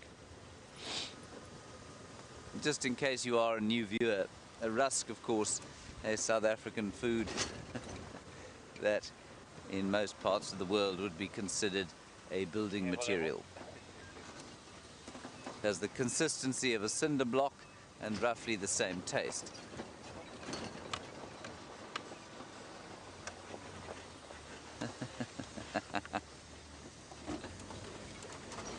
Hello, Mobile Patty. That's very kind of you. You say you might have to send some care packages to Djuma because of you can see that we're obviously desperately hungry, trying to find bits and pieces to eat here in the drought. Well, Mobile Patty, yeah, it's been a tough dry season, hasn't it, Brian? We're waiting for the spring so that we can eat a few fruits and maybe suck on a few flowers for the nectar. But maybe some berries, but they only come in the winter time, so we've got a long time to wait before we're going to see a berry again. Oh, Mobile Patty, it's really It's really difficult. You can see how emaciated we are. All we've got is rusks. Not so, Brian.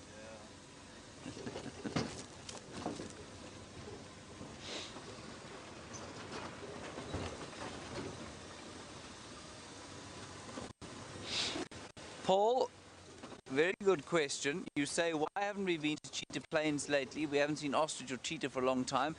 We have been, but there wasn't anything there the last time. The reason that we're all knocking about here today was obviously Karula is down the south with Hayden, and we were really hoping to find those lions. There's a red-billed hornbill on the ground there. Ah. And some elephants I can hear. Breaking sticks. Eating Sisyphus bark. We'll go and see if we can find them, everyone. While we do that, let's go and get an update from Brent and Herbert. Maybe they've got something more useful to tell you about those lions than I've been able to.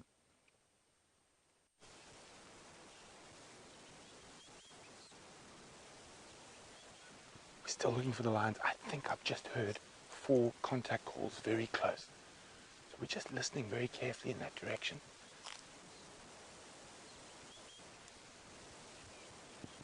Here we go. I've heard them again. Sounds maybe 100 meters in front of us.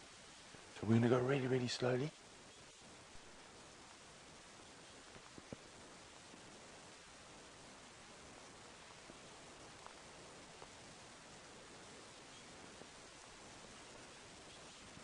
It's exciting. We can hear the lions. That soft contact call.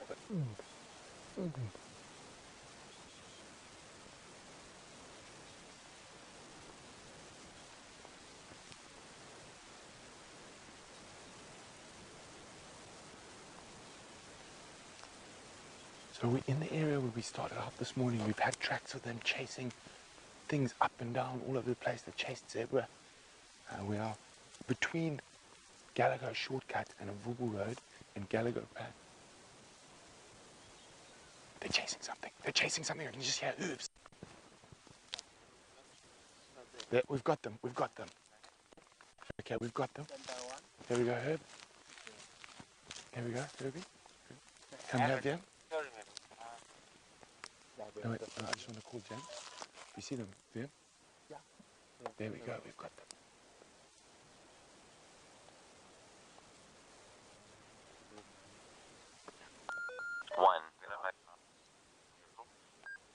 Okay, so I'm just going to call James. You see them, Jen? Come inside a bit.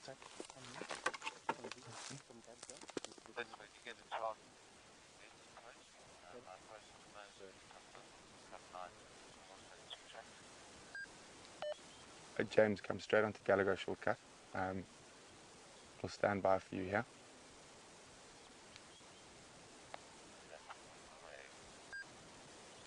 We're just to the south of that second track that comes off the shortcut line. So there we go, we can see her. I'm just calling James. So we knew they were in the area, the tracks are all over the place. Okay, we don't want to scare them. So we're going to stay right here and keep an eye on them. We just want to make sure that there aren't others around, because they were contact calling, so they could have been spread while they were hunting. So it's often that your ears find animals before your eyes. So just that soft contact call is what gave her away to us.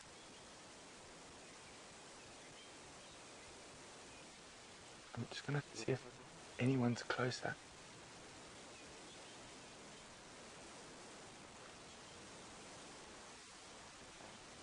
Let's just move back a little bit. Just so we can get there's a nice window we can see her from, just here. And also, if we start retreating a little bit, it makes her feel a little bit safer.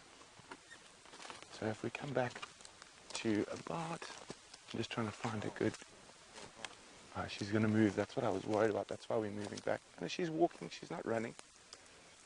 Oh, there we go. Okay. Well, she's moved off. I'm pretty sure the rest of the pride are there, and we don't want to put pressure on them. So what we're going to do is we're going to stay here, but I'm not going to go any closer. So lions on foot during the day, they are scared of us. We are the dominant diurnal predator during the day. So I don't want to chase them, so the game drives can still find them. So, and also if we keep walking them, they might become aggressive with us, which is again what we don't want. So this is perfect success. We've found the lions on foot. Now we get James and the other game drive vehicles in here.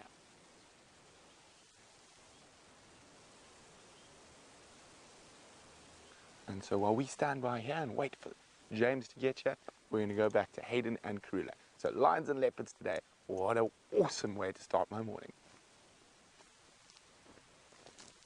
Shining upon us. So folks, what we're witnessing here is just quite incredible. I've never seen two eternal enemies like this so relaxed. Karula has come down from the tree with her kill, remnants of her kill still up that tree, and now she's come down the tree and lying at the base of the tree whilst a hyena, an adult hyena, is only about 5 to 7 meters away from her up the hill. It's quite an incredible thing to see. You don't see this very often. And just to give you an update, if you've just joined us, we're sitting here with leopard and hyena, and I've got lion on my brain because I know the guys are on an incredibly exciting little encounter with lion, Brent on foot, and oh goodness me, it's all happening this morning, folks. And you've got a little bit of interaction. No, okay, we're going to cross over to, I'm not sure who it is, but we've got something very exciting. We'll be back. People, there are elephants herring across the road here. We don't know what they're running from. We're nowhere near where the lions are. It's unbelievable. Look at them all running, screaming at each other.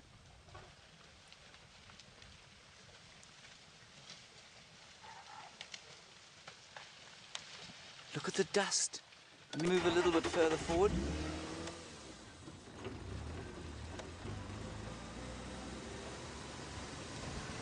Now Brent has found those lions, of course, with Herbert. So we're going to continue, we're going to leave those elephants. They're obviously quite distressed by something, charging down Hyena Road there. You can hear them shouting. We're going to continue because obviously we want to try and get a good view of the lions. Are you going to stay with us, Becca, or do you want to go back to Hayden? I didn't know if we were doing a cameo link there. All right, let's pop back to Hayden. We're going to drive quickly towards Brent.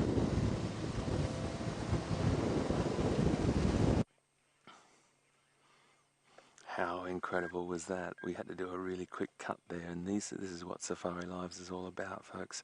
You get those sorts of things. The animals actually are not the actors, but we live in this theatre of nature here, so whatever happens, it happens as it happens, and we just have to sometimes do those little jump cuts to the really exciting stuff. But just as exciting on a different level, this unusual behaviour right back here with Karula, this famous leopard, really sound asleep there.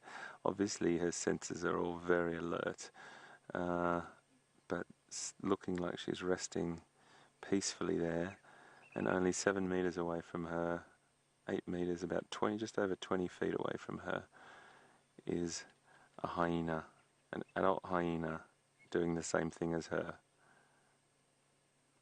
Incredible stuff. Over to my right, and probably about 50 feet away from me, is, I don't know if Chandre's going to be able to, he's going to have a crack at trying to see Shongile in there somewhere. There's a little spot you can just see, very, very difficult. Oh, it's so difficult to see, but Shongile is there, and Hosanna is up a little bit to the left of our frame there. So we have a very interesting situation here. Flat cat, flat hyena, flat cubs. I think it sounds like the complete opposite to what's going on around Brent, Leo, Smith and James at the moment. Isn't it fantastic that we can just be around these animals in such a peaceful way? It's just incredible. So habituated.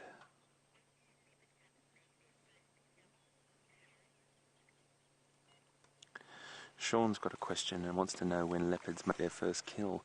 Well, it'll be really interesting, Sean, that we saw yesterday, Jandre and I felt like we were at leopard school because we watched Karula teaching her cubs how to climb up a tree and feed from the kill that she'd put up there. It was absolutely obvious that this is what she was doing.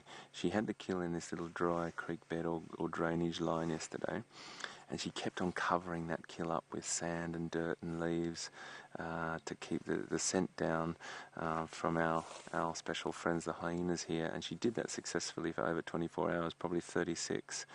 And the cubs came and fed back and forth, back and forth. When she knew the time to hoist it up the tree or to take it up there, haul it up, we don't know, and we don't know what the trigger was, but she did it.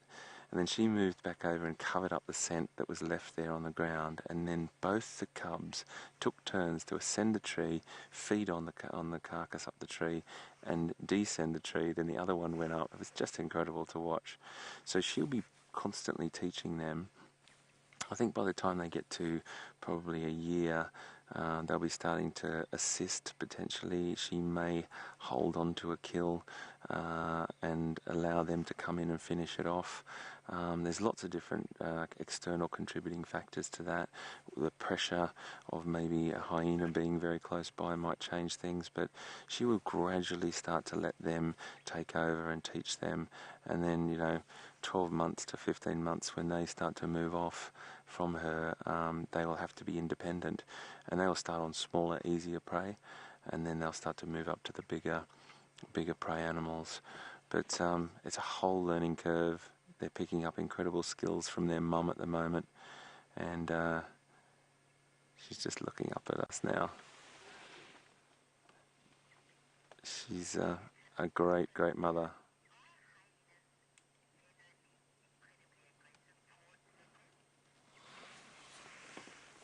Just got another question from Spencer, and Spencer wants to know if hyenas are always aggressive towards hyenas. Well, they definitely are. The relationships between predators are quite intricate, but hyenas rank just above cheetah in the pecking order, but we still don't know why leopards allow hyena to really take their kills and push them off kills as much as they do. And they do get quite unnerved by hyena, that's for sure. Hyenas are certainly more powerful and dangerous than leopards, but the leopard can weight for weight be very similar. So yeah, hyenas definitely will take any opportunity and advantage of a leopard on a kill, and they definitely will have interactions that can be sometimes fatal, but it's a really interesting thing to always see different behaviours like we are right now. And no matter what books say and when you do study these animals, there's always exceptions to the rule, exactly like what we're seeing right now. Two eternal enemies, only about 20 feet from each other, both sleeping. Quite incredible. Thanks for your question, mate.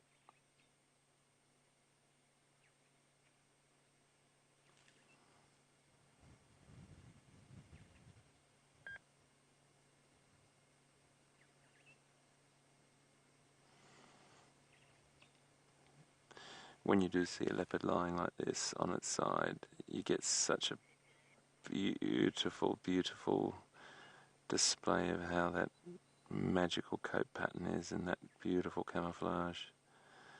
But whilst we're with this flat Karula cat and the flat hyena, we might cross over to James and just get an update from him, because there's got to be something interesting going on over there too. We'll be back with you just now.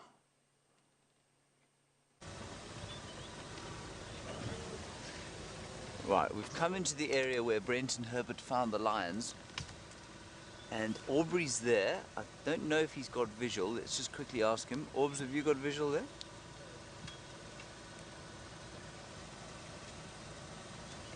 Nothing yet. Okay, so they're walking through here, and apparently they were contact calling. Now the elephants, as I've said to you many times, have made an unspeakable mess in this area, so it's quite difficult to drive off-road. But we'll see what we can find through here now. I know we say this often, but it's important.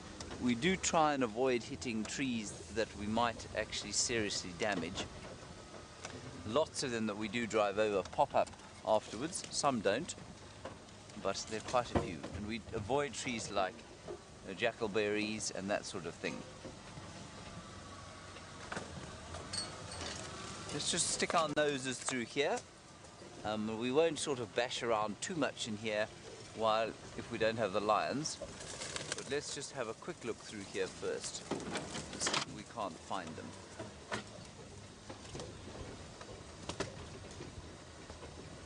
That herd of elephants we saw, by the way, everyone, had already crossed Central Road, so they'd run about 1 kilometre in less than a minute, so they're still going south. Don't know why they were so upset, what they were running from.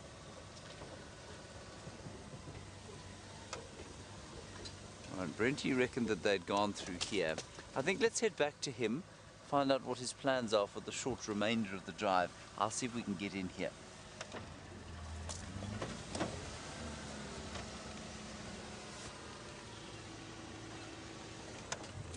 So we've had a successful walk and let James get in there.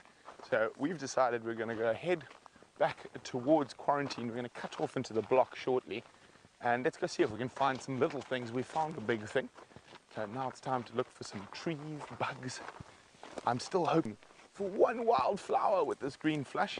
Alas, not yet. I have seen a few calanchas starting to show a bit of flower. So hopefully we're able to find something. And the temperature's actually getting cooler. And I'm quite happy we found the lions when we did, because the wind's starting to pick up. And often when you're walking and the wind's strong, you can give the lions a surprise, and we can give the lions a surprise. And the lions can give us a surprise. So it's quite nice now that the wind started to pick up. We found the lions while there was still no wind. We're able to hear that contact call, put us into the right spot. So Herbie's just going to try help James, explain to James where to go while we keep walking.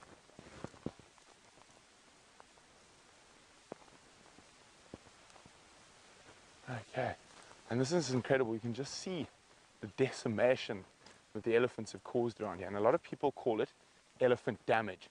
Now, I don't call it elephant damage, I call it elephant activity. So as I said, we've been through a really wet couple of years, a really wet cycle. And so a lot of these trees are no older than 10 or 15 years old. So it's actually good the elephants are pushing them down, especially on areas like we are now. This is a seep line, and this is actually the best grazing area. And we'll have a look. You can see lots of these small bushes have crept in during this really wet period. What that does is it actually lowers the water table in the area. It stops the water being able to get down to the little river systems. And you can see even in the height of drought, often on these seep lines, there'll be more green than anywhere else. The soil here, let's see if we can actually show you, is what we call a duplex soil. So you can see it's very sandy on top, very fine sand, but depending, they're not normally too deep. Actually, you know what? I'm being silly. Let's go where an elephant's done the hard work for me. Much more sensible. Been digging with my stick. Here we go. The elephant's done a bit of the hard work here, removing the roots. But you see, it doesn't take long for me to get down, and it changes from sand. It's much darker from down there. So if we take a sample from that top, and you can see it's lots of little bits of quartz, not so much quartz, getting darker, and the quartz that's in this has fallen in. Let's just dig a little bit more. And you can see now it's getting hard, it's not sand. Oh, there we go. So, look at that. That's clay. So, it's what we call a duplex soil. So we've got sand as a nice big filter on top, and then we've got clay that stops the water sinking too quickly. Now, these areas during the rainy season can be very waterlogged. You don't drive over them, and they're really good for grasses, and then they attract animals like zebra, wildebeest, impala, and all the grazing species. Now Michael's wondering, where did I get my stick? Michael, this is a perfect walking stick that I didn't even have to do any work on. I picked it up on Ballanaites Road, and it is a bush willow that is branch that has been broken by an elephant. And I did scrape a few bits of bark off it, but other than that, it was an elephant. I am, however, worried about the crack that's forming. So what I might do is put some wire around it just to hold it together, because I've become very attached to this stick since I picked it up. Okay, let's keep along here, see what other interesting things are about.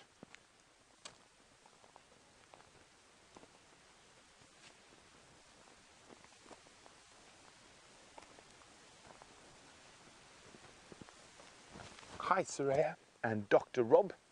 They're wondering, are there any natural diseases or infections that can wipe out an elephant population or herd of elephants? There are a few. They're not very common. The one most common thing that wipes out elephants throughout Africa is drought, lack of food. But in terms of a disease or whatnot, is anthrax. Especially when it's very dry, the anthrax spores in the sand, soil, the elephants kick it up, inhale that anthrax, and you can have, depending on the area, I think, for example, northern Botswana probably has 2,000 to 3,000 anthrax deaths a year. It is not bad. It is a normal thing. It's one of the ways of controlling elephant population. So often those anthrax spores on the edge of water. Now, this is not too bad in anthrax area. They prefer the much drier climate. So if you go a bit further north than here, anthrax is more common. That is why if you're not sure about bones and dead things, don't touch them, because you don't know if it's been anthrax. But while we keep moving our way through this block, looking for interesting things to find, let's go back to HT and the leopard cubs.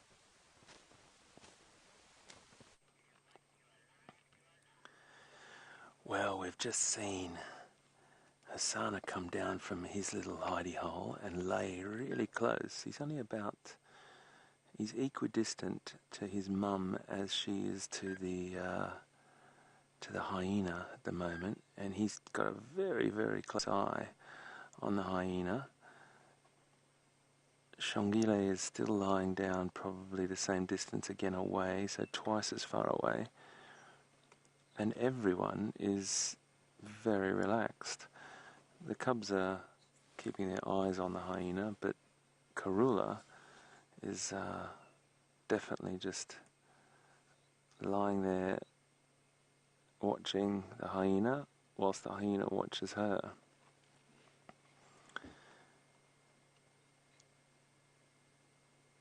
It's quite incredible to see this morning, folks. And just to go back on to the question that we got asked beforehand about when do the the leopard cubs start to kill for themselves. I was sort of talking about the larger prey there, but Gendre gave me some info there, which is always fantastic to glean as much information we can from each other and also from you. All of you watching know these leopards intimately. So always you can help me out with information that I might not be up to date on. But Gendre just gave me a great bit of information that they did witness Hasana take a little scrub hare when he was about 5 months old. So you just like kittens, and as Gendre was saying, just like kittens, they start to experiment. They'll start to chase birds and experiment and start to hone their skills in hunting, and then they'll move on to bigger and bigger prey. So really, really great to know that they're doing so well. 7 months of age, born on the 2nd of February, these two, and wow, it looks like a very confident mother and cubs at the moment in the presence of, as I always say, one of their eternal enemies, the hyena, just lying up on the bank. But I love how camouflaged he is through there. You can hardly see him. There's little spots just on his ears there. There's little black ears. He's just having a bit of a sniff of the air at the moment. Very difficult to see. But we're not going to move. You can just see the black tip of that ear. And very tricky to see. And that is a fantastic thing. Look at that. That was a great little pull focus there that Gendre did to show you how difficult it is to see through any vegetation. this magical camouflage that they have.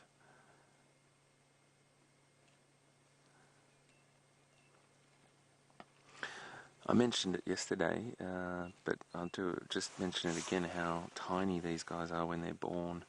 You know, only anywhere from about sort of 14, 15 to 20 ounces in weight, which is about, I don't know, Gendry knows that I'm not fantastic with my conversions, but around sort of 600 grams for people that are working in metric, 400 to 600 grams. It's about 2 to 3 oranges in your hand, and that's what they weigh when they're born.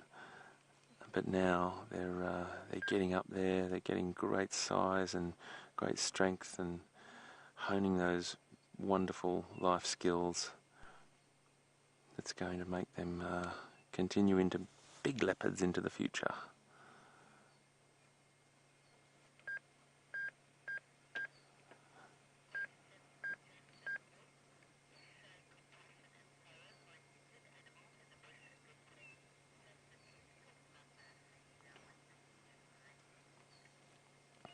I've got a question from Justin S. And is it a good thing to show compassion for an injured animal in the bush? I mean, look, we as human beings, we have a tendency to always put human-like qualities onto animals, and we will always, you know, show compassion in the sense that you do feel sorry for an animal when it's injured or it's suffering. Of course, it's a really hard thing to watch sometimes, but it is the natural world and it's happening perfectly. So we do see all different types of injuries, all different types of situations occurring with different species that we have to just let nature take its course. We really do, and that's the way forward. I suppose when we've got an injury as a human, you know, you've got a bit of a limp, you feel sorry for your mate or your sister or your wife or your kid or whatever it may be. But you know what, we get through it, and animals get through it sometimes as well. It's just sometimes the injuries can be have a detrimental effect on their existence, particularly when it comes to hunting. And we have it pretty easy as humans. We can go to the doctor, we can rest up, we can have our friends or family bring us food or look after us, whereas in the wild it's pretty tough out there.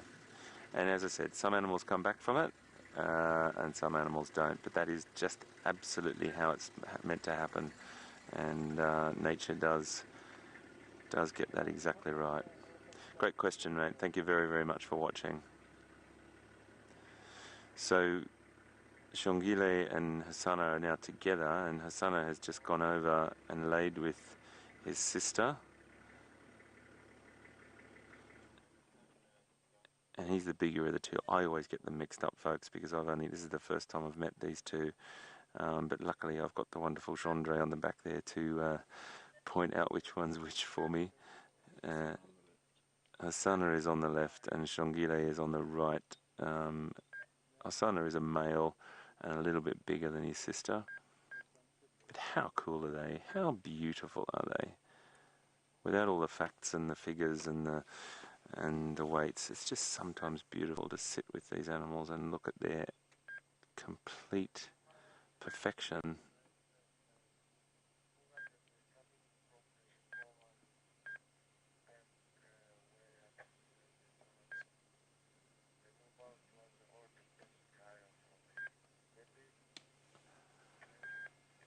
So just whilst we're watching the cubs there lying down and just resting, and they're getting a little bit restless, they're wondering, they really want to come up to their mum and see their mum, I think, but they know that they can't take that chance. Karula is just raising her head at the moment and looking around a little bit,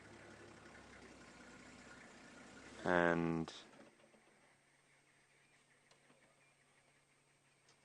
the cubs are definitely getting a little restless, but the hyena is still asleep.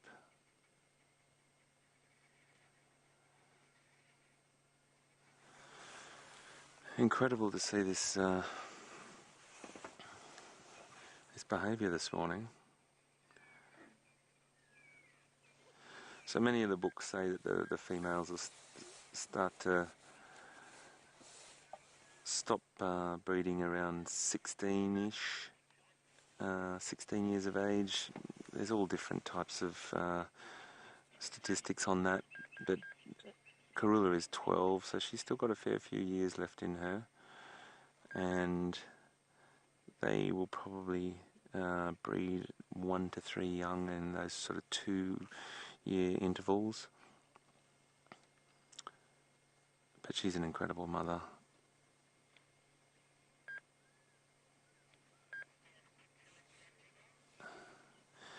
So what we might do is we'll stay here. We are definitely going to stay right here and stick with these guys, and we'll cross over to James and see what he's up to on this incredible line tracking. And I don't know what they're up to, but I'm sure it's going to be exciting. We'll see you just now.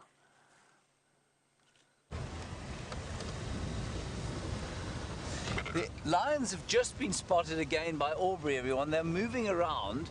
We eventually came to check the old hyena den.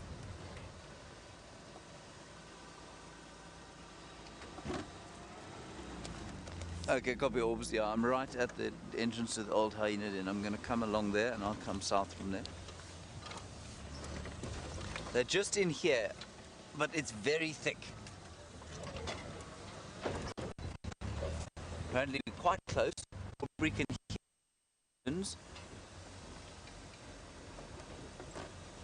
We didn't use the term dulcet tones though. So this is quite nice. Now they've been moving around, contact calling. These 3 of them, which perhaps they're looking for the 4th, and maybe the little cubs are with them. Hold on, Brian. One does feel a little shaken after these off-roading expeditions. Yeah, the babies are there. The babies are there. Okay, great stuff, thanks, Orbs. Shall I just come south?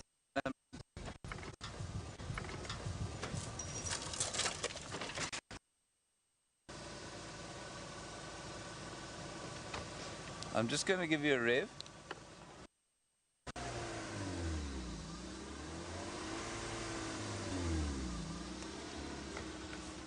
Okay.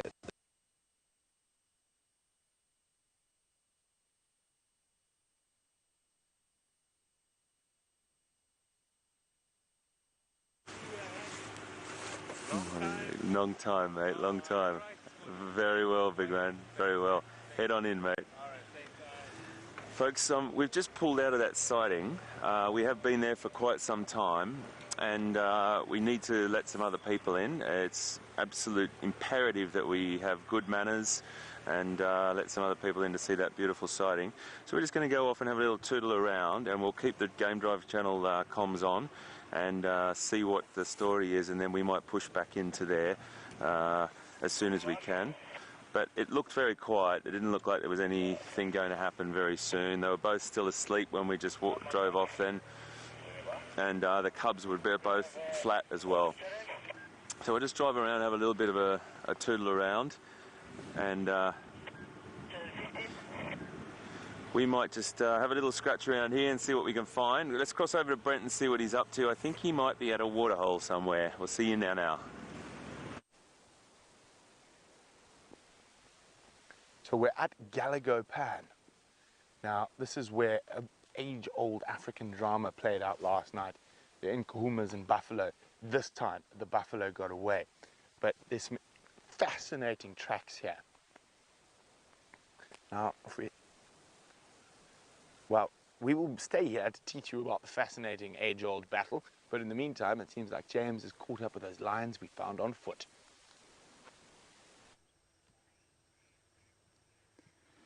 There's one lioness, everybody. We've just had a wonderful view of the 5 cubs just walking through here. Aubrey managed to find them. He's way over there, the other side of the drainage, and he couldn't get this side, but he could see them. So he guided us in here, and we will now follow them. They're all gone down to sleep here. Orbs reckons maybe these lionesses are going to go and try and hunt now, and they're trying to find a place to stash the cubs. And it doesn't look like they ate last night. They definitely didn't kill a big buffalo last night, so I think that's probably quite a good guess from Aubrey as to what's going on. We'll try and get in there now. Lots of very thick bush here, I'm afraid. Wonderful. Finally, I feel that's just reward.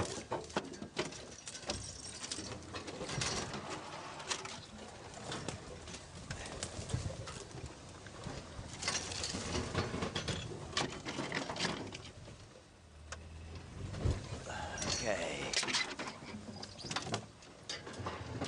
Just going to quickly tell Aubrey what's going on, and we'll stop here and have a look. Look at the little ones playing there. Orbs looks like they're heading towards the drainage. Look at that. Look.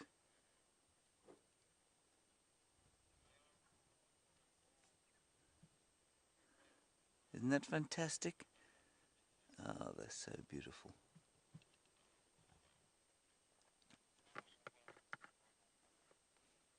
Yeah, copy that. Aubrey reckons if we lose them through here, it's going to be impossible to follow them. But we'll keep trying. Isn't that brilliant?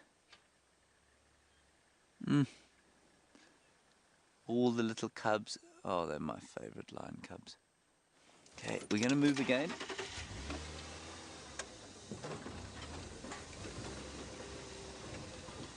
They may go towards Gallagher Water. Yee. There's some very thick stuff in here.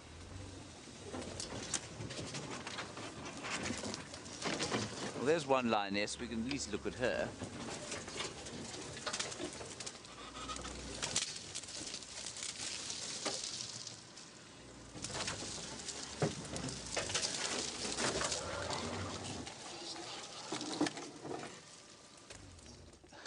There we have a view of one lioness looking at us as if to say, "What on earth are you doing?"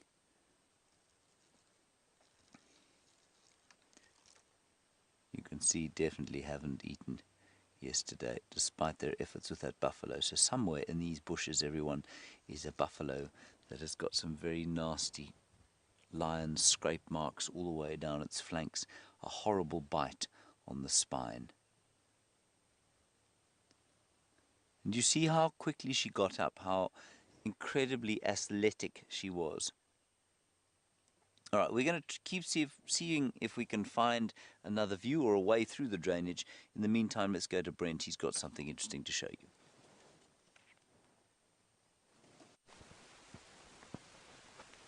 So as we're saying, that age-old battle that's been happening in the African bush, lion versus buffalo. Last night, the buffalo escaped. But we've got some fascinating tracks. I've just heard the lions might be coming back towards where we are, so we're going to have a look at the tracks quite quickly, and then we're going to move along. So if we have a look here, there's these incredible drags all along the ground. And if we come carefully and look at the end of the drags, like this, so this is a lioness who's been on the back of a buffalo. So her front legs are on the back of the buffalo, and her back legs are just being dragged around. Look at this, being dragged around by the buffalo as they try to bring it down. There's buffalo drag marks all around here. We're trying to find some blood as well. Now, it was after the end of safari yesterday, but luckily enough, Wiem, who is behind the camera today, heard it from his bedroom and actually got everyone to rush out here. It's just amazing, the strength of that buffalo dragging lions around. But of course, as we said, the lions are on the way here. They are still quite far, but we're not going to stop them and deny them a drink. So let's move on. Now we've got to be quite careful while walking in this area, because there is that buffalo who has had a hard time, got ripped quite badly by the lions. So we're just going to go very slowly through here. Also, I want to pick up my camera trap, which is on this path. So possibly we have lion and buffalo hunting. But while we go make our way out of here, give the lions a chance to come drink if they want to. Let's go back to James with little lions.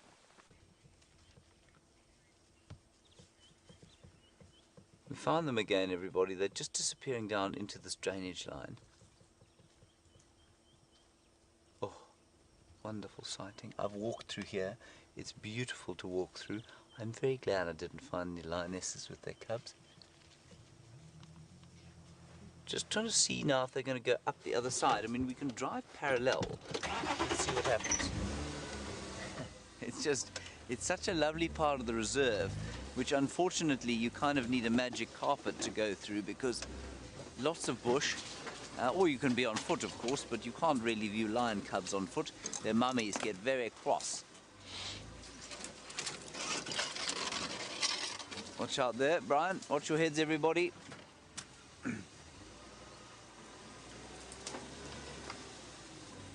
We'll keep trying parallel with the drainage line here. I don't think we'll be able to get across it. In fact, I'm 99%. Oh, there we go. One lioness in front of us. Let's see what she does. I can hear the cubs. Listen carefully. Can you hear them?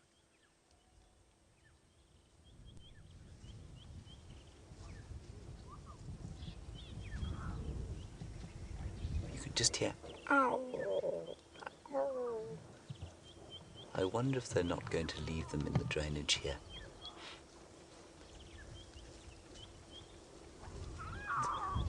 Do you hear that?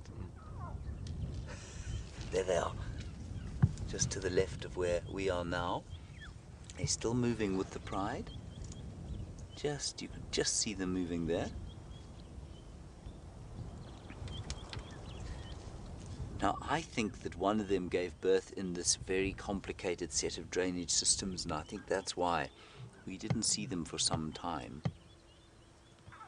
And then they're going back into the drainage there. It's almost as if this one lioness is staying this side because we hear. I don't think she's nervous of us. But it's such a pleasure to watch lions moving in the light. Isn't it just great? And she'll get up and move now. I'm not going to move until she does, I don't think. We'll just give her a bit of time, mainly because I'm not sure how much further we can go. In fact, hang on. I think if we go straight and they can follow with the line of the drainage, we might actually get them coming the other side. Let's see if we're lucky. Oh no, they're coming out there. They're coming out, aren't they? I can see little ears behind her.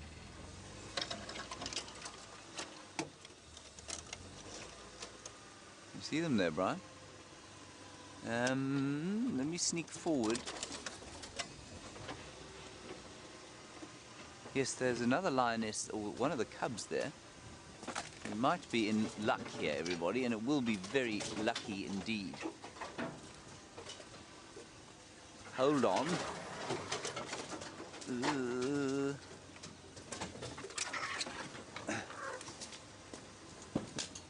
There we are. You can just see the one lioness there. She's now moving.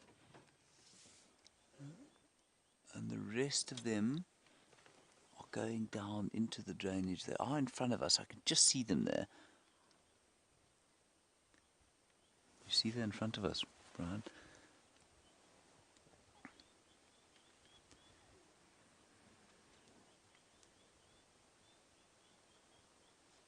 You can just see a little bit of lion through there.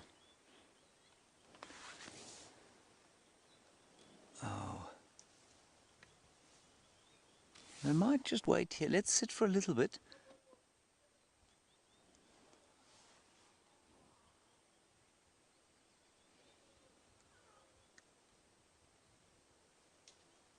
That's one of the mothers there. You can see she's lactating still.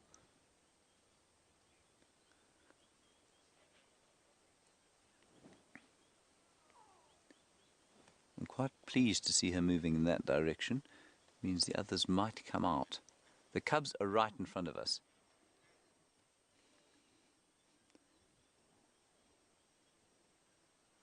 I'm going to try one more maneuver forward, everybody. It's going to be a little bit crunchy. A little bit crunchy.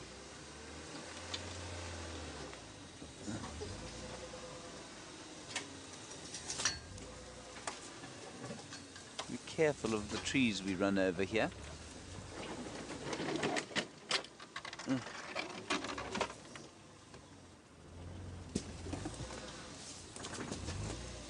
They're just behind this little bunch of thickets here.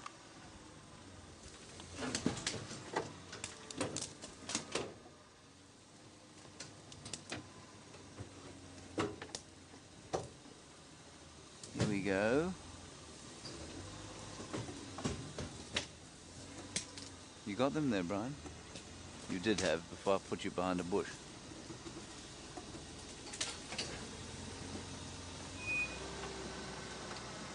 Yeah, I'm going to back up a little bit, and then we'll get a view. Oh, no.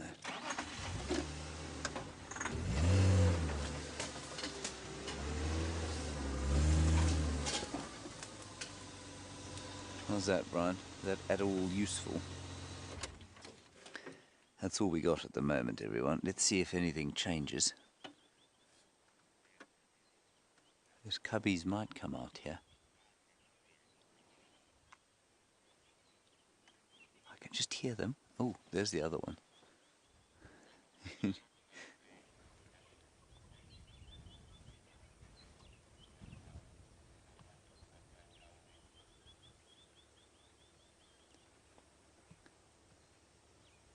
And slowly settling down for the day, I think, perhaps. Now, who's who in the zoo here? We've got these 3 lionesses. We've got the other one that went off to the north, lactating. Did you see how many cubs we had, Brian? No. I didn't either. I was pretty sure it was 3 as well. So the other 2 are possibly stashed somewhere around here. Maybe that other lioness has gone to fetch them or to feed them.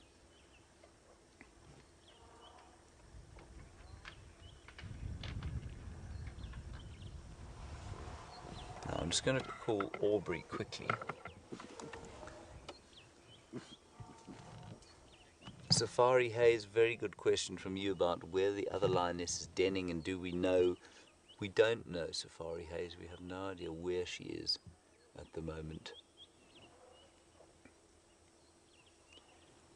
I wouldn't be surprised if she was somewhere in this very complicated sort of network of drainage systems here.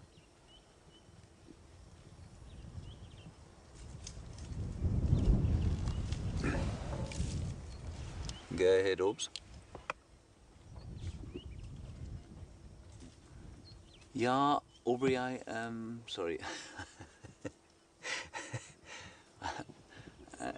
Hang on, hidden out. I'm going to answer your question now. Orbs, we have got them. They are a lot parallel with the drainage. Now they've just come back to the eastern side, so we've got a view of them here, about 200 meters south of where I last saw you. It's amber eyes in front of us.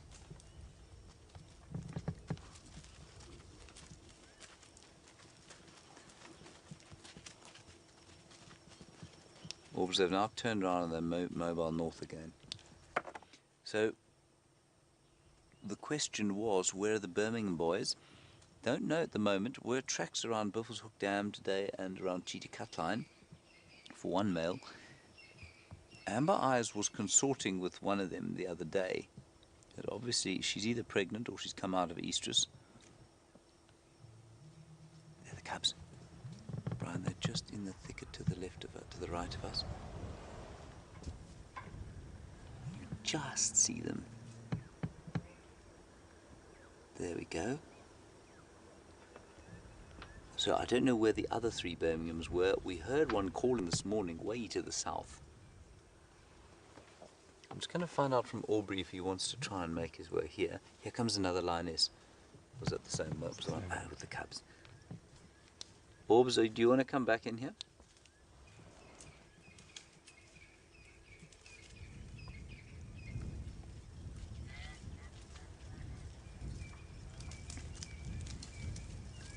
Look. Look.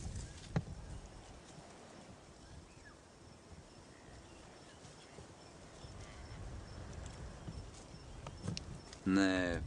Orbs. Yeah, they've turned north now. Look at them running. Vanessa, nice one from you about when they know, how they know to stay still when they go hunting. Well, Vanessa, I'm not entirely sure exactly what the signal is that's given. I think it's a bit of a growl, and they'll find a place like this drainage line to leave them.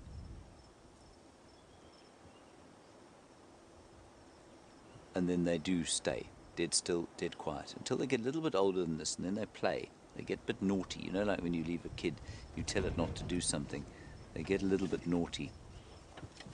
Let's try and move and see if we can't get another view. I think we might. I mean, that's the direction we've just come from, so we should be lucky there. That was well worth all the body. Of course. Ah, I'm not in low range. That'll be why.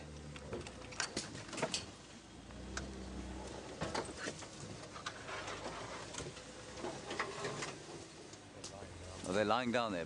Brian can see them lying down there.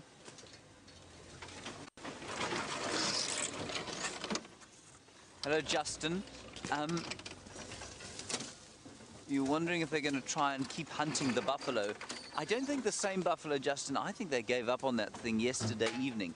I think he managed to outlast them. They became so exhausted by the efforts that they eventually gave up and left him alone. Oh, this is nice. I don't know where the other two have gone.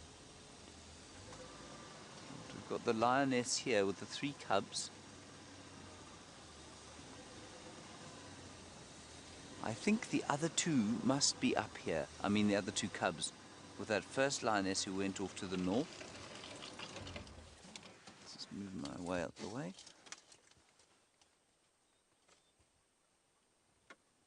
They're looking a little bit skinny, but they always do, you know, if they haven't just eaten.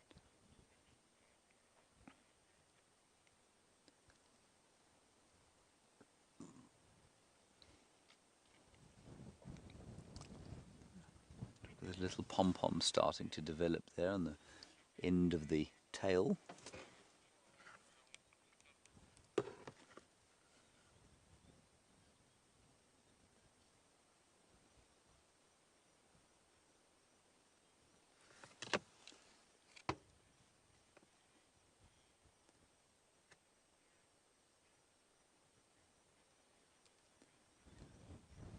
Dawn, I'm going to ask you to answer your own question. Well, or try and think about it. You say, why do they have a black-tailed tip? Just look at that picture that you're looking at now and tell me what are the 2 most obvious features of the lions that you can see.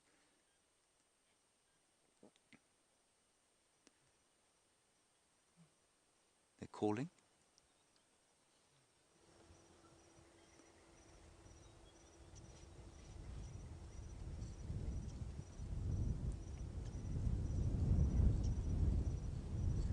Now, can you see there that very obvious black color on the back of the ears of the cubs and the mother? Now, it's the same reason that the black tail tip is that color. It's a following mechanism, we think. And even though there are 2 colors that are, other than sort of luminous yellow and luminous pink, that are not common out here. Plain black and plain white are 2 colors that you do not find often here. The other 2 cubs there.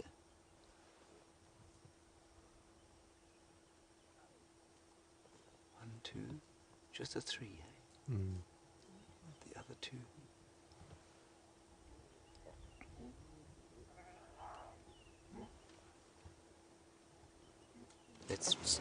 I'm just reticent to get, you know, to move too much and then come past us, but let's try.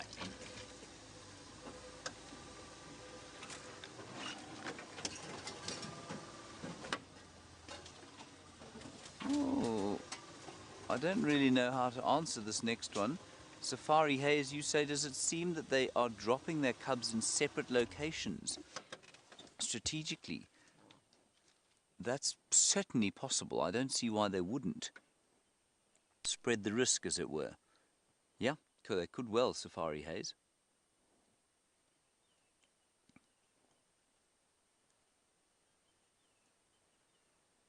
Heavily lactating, you can see.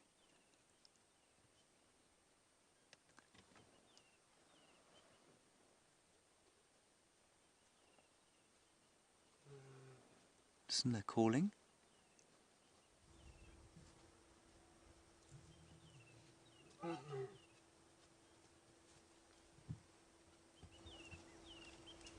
They're going up and down here. I wonder if they're not looking for the other two. I hate to say this, but maybe some tragedy has befallen.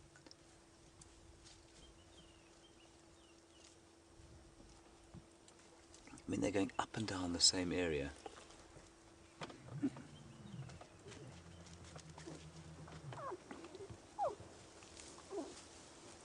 Look. Mika, you're wondering about male lions and whether each pride needs to have a male to dominate the pride. No, they don't. Mika, what happens is, well, I mean, essentially, yes. Every pride has got a coalition or one male lion that sort of is dominant in the territory in which they live. But they don't live with the pride, and they are often dominant over 2 or 3 pride territories. So you won't often see them with the males unless they're at a kill site. Orbs, go ahead. Last little cup here.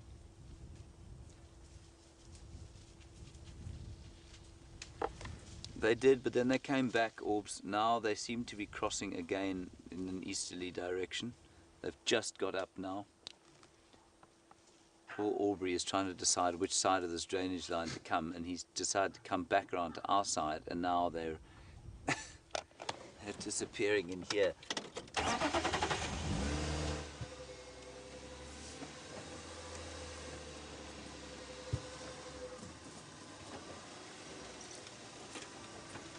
Yeah, Andrew, if they cross east here, you won't see them. I think it'll be almost impossible to get them.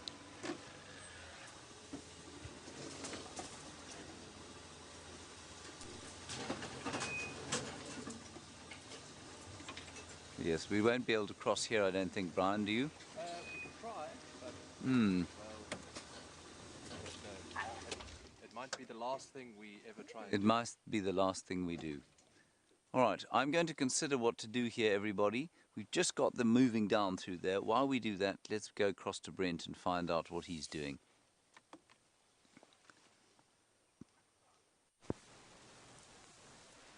So we've just been speaking about age-old battles, possibly not quite as dramatic as the lion versus buffalo is the elephant versus marula. Now we're here with a particularly large marula out in an open area, and it has been completely debarked by elephants.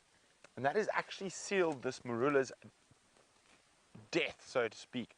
Now if we have a look carefully, you can see here we're onto the core part of the wood. It's nice and smooth. But a little bit across, we see there's this little raised section. Now this is the area that the elephants are actually out of after. It's called the cambium layer. But now this takes nutrients all the way up. But see, wherever we go, that nutrient layer just can't get to the next nutrient layer at the top of the tree. So if we go down to one of these low ones, and I take my stick and I bash it, you can see it's green, it's wet, it's bringing up moisture and nutrients, trying to get it to the rest of the tree, but the elephants have stopped the root. Now this is the most fresh part of feeding on here.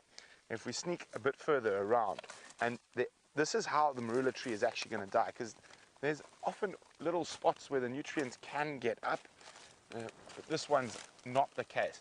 So now this has been fed on earlier, and you can see it's drier, and there's a little piece of cambium, and you can see it's not that green. There's still some moisture in it, but it's not green anymore. So that's slowly losing that nutrient. Now, once it starts drying like this, the real killer of the marula tree is the wood borer beetles, the longhorn beetles. And it needs to be dry before they can drill in here and start feeding. And if we come have a look, there's one tiny, tiny little wood borer who's managed to get in so far. So that's obviously the driest point of the tree. And that is the beginning of the end. So as this section dries out, more and more wood borer beetles are going to start eating into here. And what will normally happen then, it'll actually just cause the tree to collapse. Even though the top half of the tree might be alive for quite a lot longer, with the wood borer beetles, it's going to cause this tree to fall over. It's sad, but it's also nature. And it is just incredible to watch. I really love the patterns that are created around here. Not only the patterns on the tree, the patterns of all the bark and branches that have been scattered by the ellies. It is an absolutely fascinating sort of area to spend time if you stop and look a little bit closer. As you can see, the wind has picked up incredibly, and that's one of the reasons we're on quarantine. And while walking, probably the most dangerous thing we face, apart from darkness, is wind. So I'm trying to stick in nice, safe, open areas. I'm not going to be surprised by elephant or buffalo or hippo or lions, but I'm happy we managed to find those lions before the wind picked up in that thick bush. You don't really want to be walking around in the thick bush.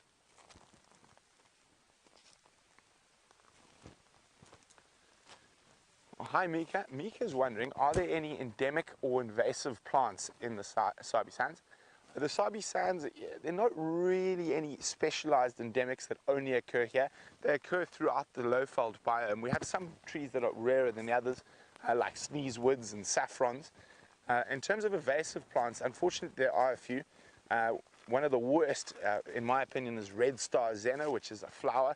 And if you get a lot of rain, this whole area is covered in them. There's the odd prickly pear, lantana, which is a camara, which is another exotic from South America.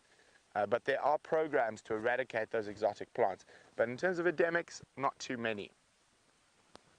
Now here we go. I'm not going to touch this with my hand. And you can see that is hyena dung. And from all the bones they eat, the calcium, when their dung dries, it goes white, white, white like powder. Oh, they're beetles. Them spotted carrion beetles. Very cool. Oh, look at that. So, I think that's a beetle carapace. Oh no, they have died while how are we going to put this delicately? While making the next generation. Now, if we look over here, it looks like they've actually laid eggs inside. So they've burrowed into the hyena feces, these carrion beetles, and they've laid their eggs, and you can actually see where the next generation has popped out. So there's a couple of dead ones around here, but they managed to procreate before expiring. Very cool. Well spotted, VM. Okay, let's keep open on the open areas. We heard a big herd of elephants around here, so I'm just keeping my eyes open. Hopefully they don't come through here, but also I'm walking straight into the wind. Now that'll give me a chance to smell buffalo or elephant and hear them. And your hearing is very much compromised in the wind, but it also won't let them smell us first. And we've got a nice big safe open area behind us, safe open in front of us. We're going to just keep moving through here and seeing what else we can find. So while we keep moving and keep watching out for elephants, let's go back to Karula and HT.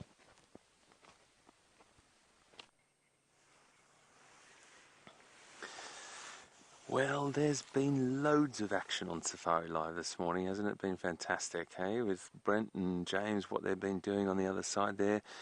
And we've had loads of action here with our beautiful Queen of Juma. Yep, she's rolled over. She's repositioned herself. It's just the most extraordinary bit of behaviour we're watching this morning.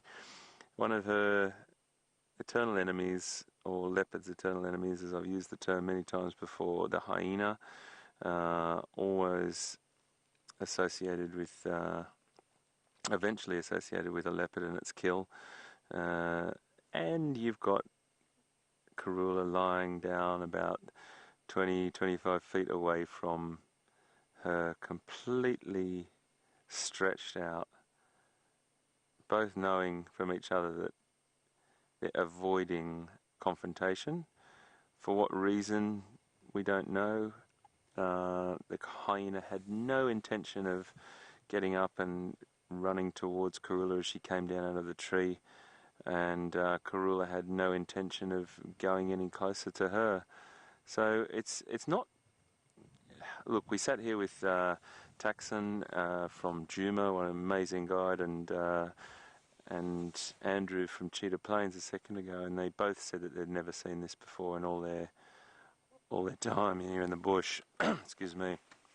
So it is quite an extraordinary encounter this morning. It might look a little bit quiet, but it is still wonderful to sit with.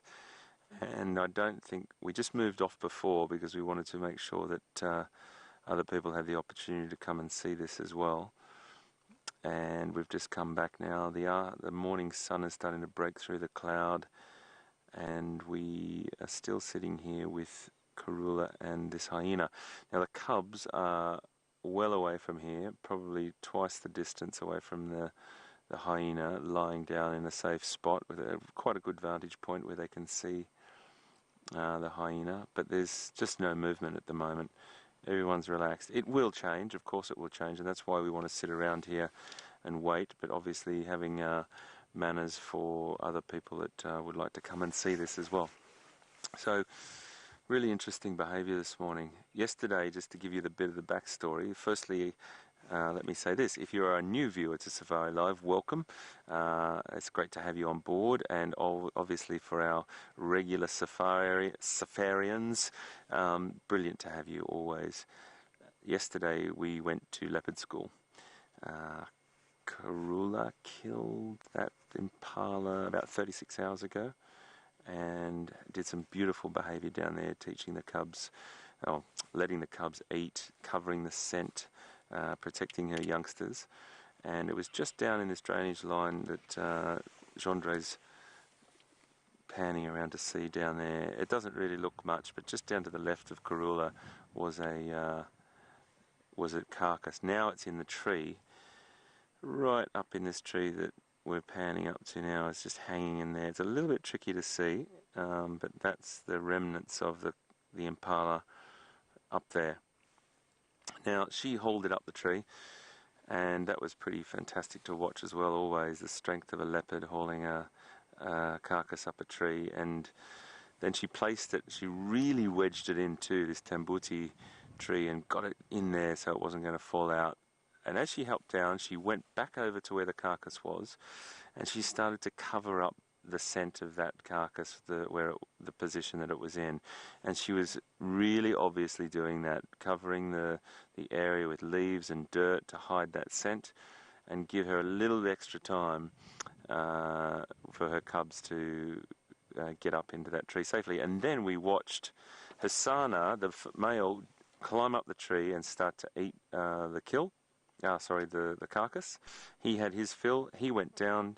Shongile then carried on up and had her turn, and then they both came down, and we left them just on dusk to make sure we got out of there at a good time for them, for their safety. And they gave us an incredible afternoon. So we went to leopard school yesterday, which was brilliant. And now we've come back today to this extraordinary situation where we came and arrived. We saw the hyena, and we then saw Karula descend from the tree, lie down at the base of the tree. The hyena did not even flinch, and that's where we are at now, folks.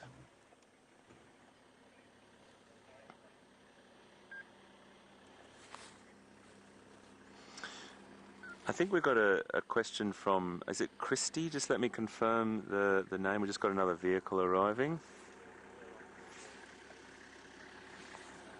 Okay, we've just got another vehicle arriving to enjoy this sighting with us, folks. Carol Christie has just asked us why the hyena is not calling its family. Well, hyenas sometimes will live a bit of a solitary time. That we don't know what the situation or what the social situation for this particular hyena is. Sometimes they can roam the bush in a solitary fashion for quite some time and then come up, join a clan or go back to their clan. Very, very loose movements. We're not sure if it's a male or female. Gendre, you think it's potentially a female, do you? So we're not really sure, but if it is a female, we don't know where she is in her life, in her social structure.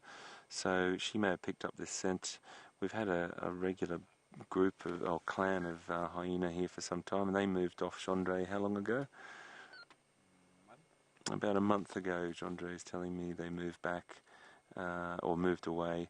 But we have sort of transient individuals come through, and that's probably what we think is happening here. So whilst we've got this flat cat and the flat hyena and the cubs, we're going to cross back over to Brent and get a bit of an update. We'll see you just now.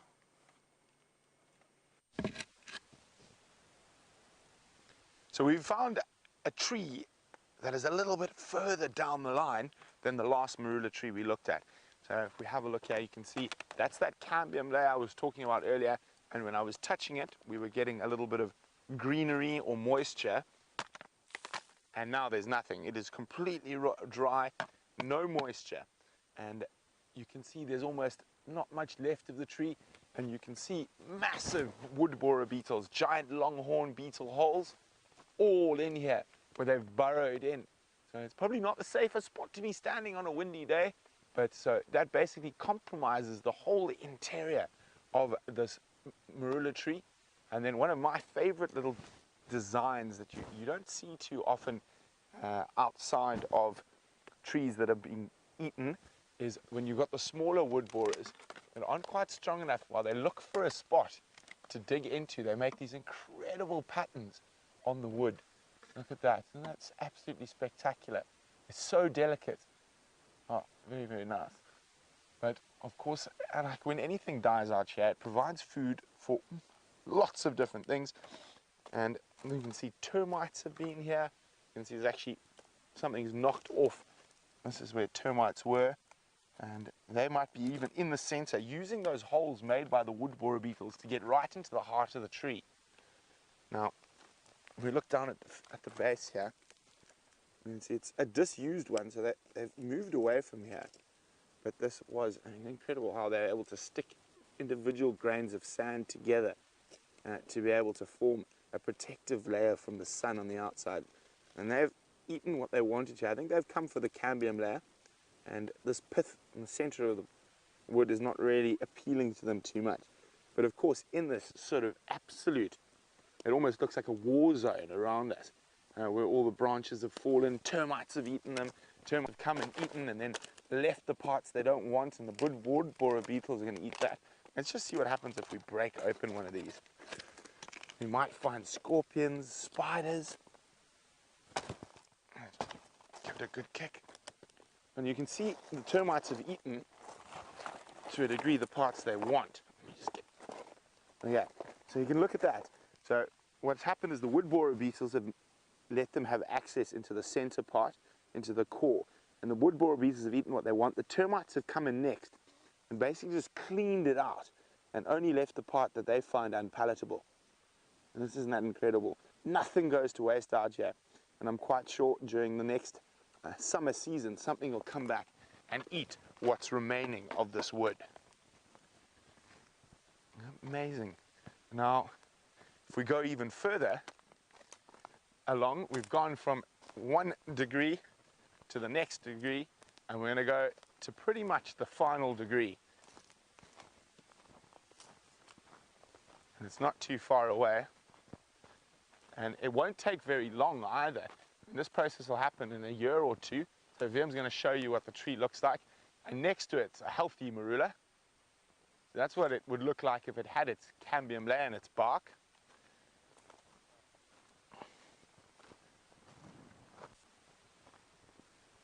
Just making sure no elephants sneak up on us.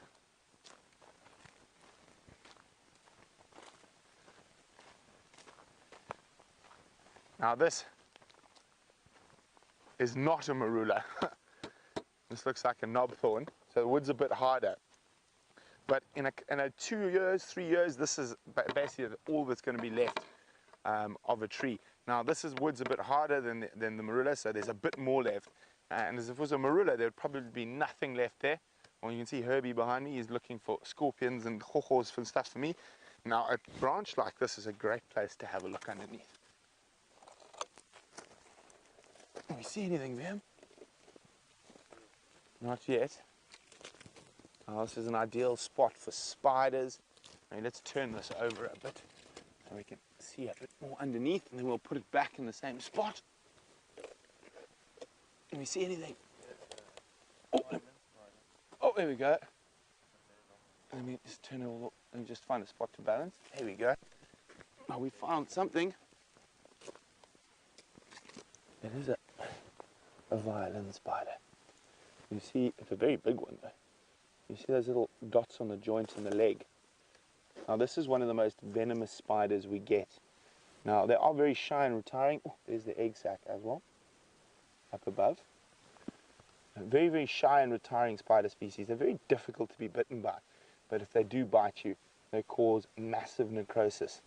And necrosis, obviously, your cells die around the bite site and become very, very infected. We're not going to... This is a nice, perfect spot for a violin spider, in the dark, away from light. They catch all sorts of little, tiny, microscopic insects that might burrow around and move through. Oh! We have spotted something else. Now, that is another spider. It looks like it could be related. No, it's not a jumping spider. Oh, he's quite scary looking. Almost like a mole spider, almost. That long body.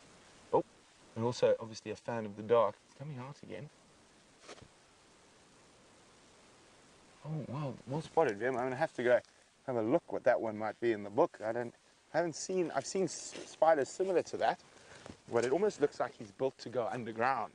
Anyway, let's put this back. There we go, back to where it was. So while we continue to see what we can find on quarantine, let's go see what Commander Bond is up to.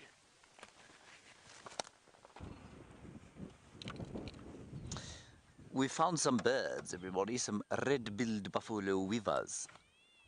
There they are. And suddenly there's a cold wind blowing. That's a really nice shot of a red-billed buffalo weaver. Also a very good way to warm up the voice, a red-billed buffalo weaver. And they're ostensibly seed eaters. Quite a few birds we've seen around these clearings. Hello, Kyle. You're a new viewer. Wonderful to have you with us. Please tell us where you're from, and thank you for talking to us. You want to know how long this live stream will last? Well, this particular live stream will last another 18 minutes or so, and then we'll be done. And then we'll start again this afternoon at 3 o'clock Central African time, and we'll go through to 6 o'clock. So it's 6 hours a day, 3 hours twice a day. 6 hours a day in total, that is, Brian. You know that? 3 times 2. Well done. Basically surrounded by the crepuscular activities of the animals. So around sunset and around sunrise. The 3 hours around those 2 times of day.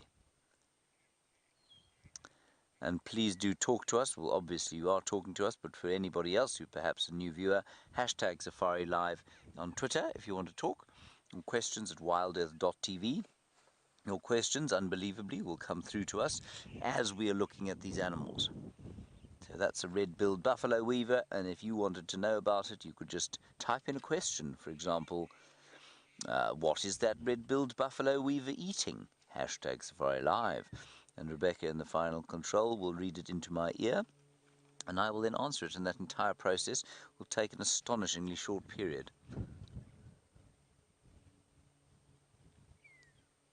And in the background you can hear the magpie shrikes calling.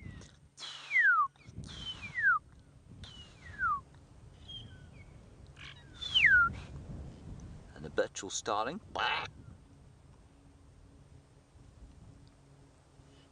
The way they hop.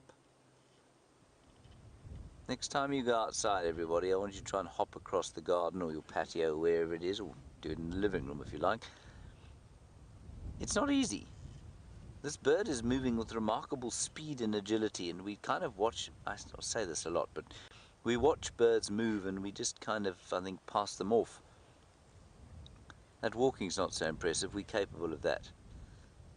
But just watch when it starts to hop. More than its own body length when it goes. Incredibly fast. The accuracy with which that bill is picking up, possibly ants. I think actually that's what it's going for. Probably little ants on the floor.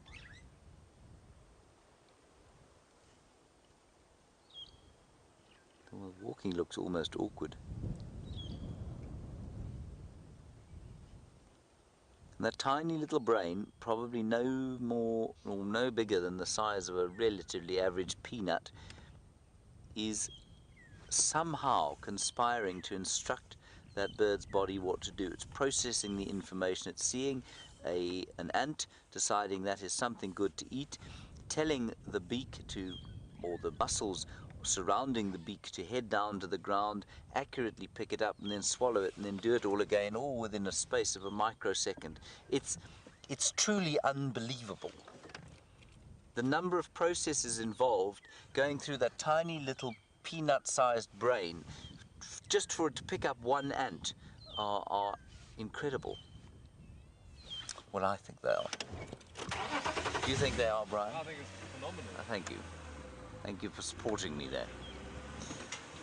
The other thing we must bear in mind, of course, at this stage is that I no longer have brakes. I think I tore the brake line out trying to find those lions, and so we have to slow down using the gearbox. Luckily, this isn't a particularly sloped area.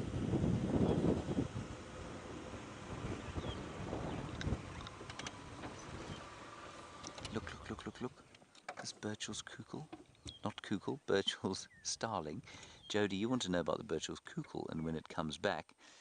It doesn't go anywhere, but Jody, they're just not very common here. They're more common in the wetter parts of the Sabi Sands. The Birchall's cuckoo, everyone, a large brown, black and white bird that goes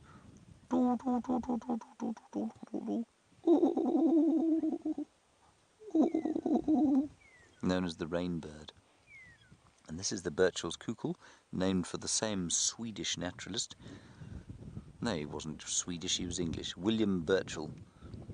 If I'm not mistaken, met his end at the horns of a buffalo, I think. One of them did. He has 4 birds named after him. The Birchall's cuckoo, the Birchall's starling, the Birchall's courser, and the Birchall's... What's the other one? Sandgrouse. Not courser. There's a sandgrouse, a starling, a cuckoo. Please will somebody find out what it is for me? Sandgrouse, starling, sandgrouse, starling, cuckoo, Birchall's... Is there a Birchall courser? There's a... Sorry everyone, I'm going to go mad if I don't do this. Bird app, birds, search, bird guide, Birchall. Courser, cuckoo, oh there's a courser, I was correct. Phew, I thought I was going mad. Courser, cuckoo, sandgrouse, starling. Well done, James. Well done. Hurrah. Hurrah, hurrah, hurrah. Now, other news on the wire was that we think, or there was some news that Shadow may have crossed onto Vuyatela, which is Djuma basically, from Arathusa not too long ago towards Impala Plains. So we'll just do a drive down there and see if we don't pick her up. I don't mean pick her up literally, of course. We don't want to pick her up. That would be uncomfortable for Brian in the back. There's not really enough space for both of them.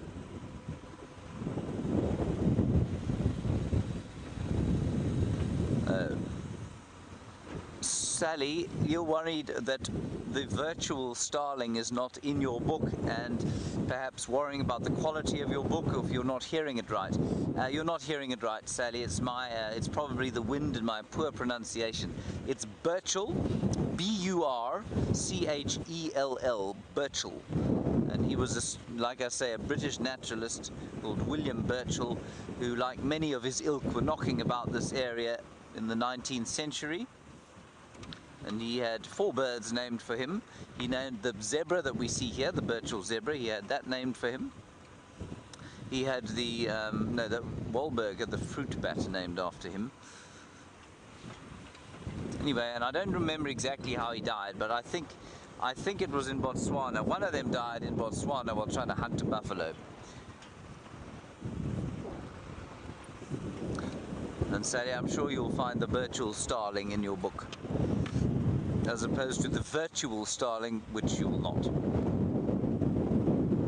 And if you do find the virtual anything in your bird book, throw it away. Oh, there's a nasty wind blowing up from the southeast.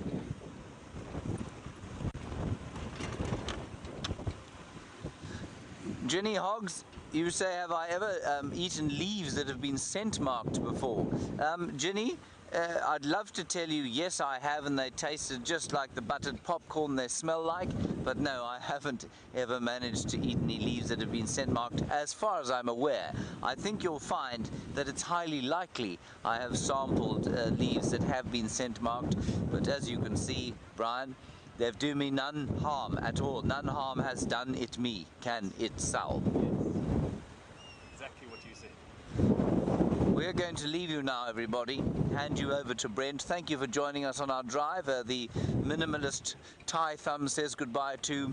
We will see you this afternoon at 3 o'clock. Until then, stay safe and happy. Bye-bye.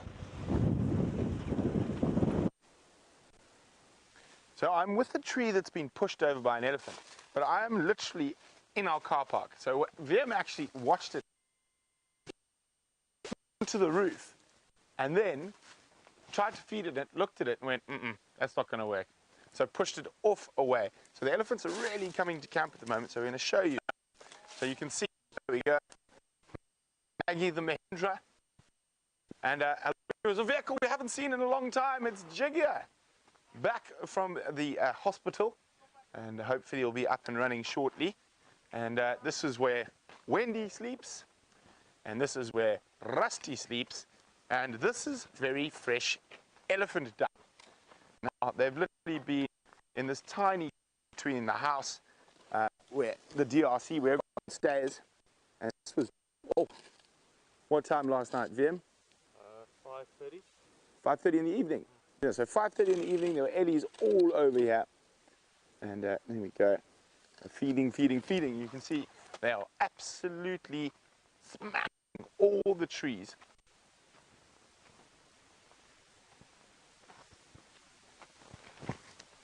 So you can see how they've been feeding, and you can see that's where everyone lives behind there. Mike in New York City.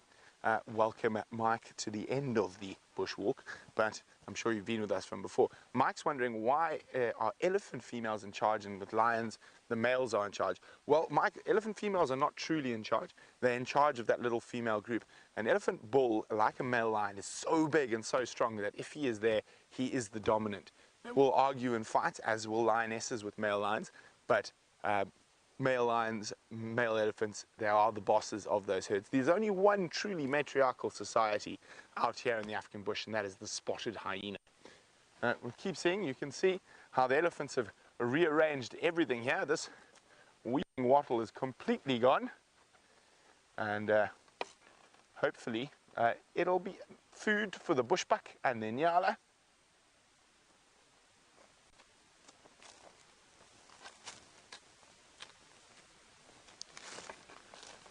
So sad. Hi, Michael. Michael's 18-year-old. Do elephant cows ever challenge the matriarch for dominance like in other animals? Not really, Michael. So what happens is generally old age, that matriarch will step down and one of the young males will step forward. Only really, so there's no obvious challenge for the matriarchal position. If they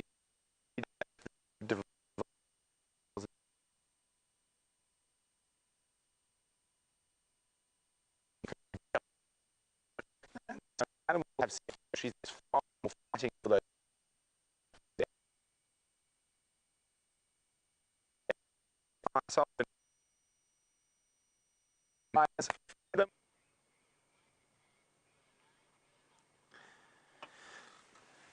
Really apologise about that signal loss, everyone. As most of you, your regular safarians, you know that we do come across that now and again for new time safarians on Safari Live. We do get a little bit of a signal drop out now and again when we get into these little dips, and particularly on bushwalk, so I do apologise, and thank you for your patience on that. We have been with these guys for a few hours now. We've moved in and out to let other people come in, but the most extraordinary hyena-leopard interaction that I've seen in a long time. We've asked a lot of the guides that have come through here, and people, Gendry, he's mentioned as well, never seen it before. The relaxed nature of Karula the leopard with this hyena, only 20 feet from each other. She has just moved down into the drainage line just below us here. It's a very tricky bit of country for us to film in, but it's still fantastic to be around and to show you.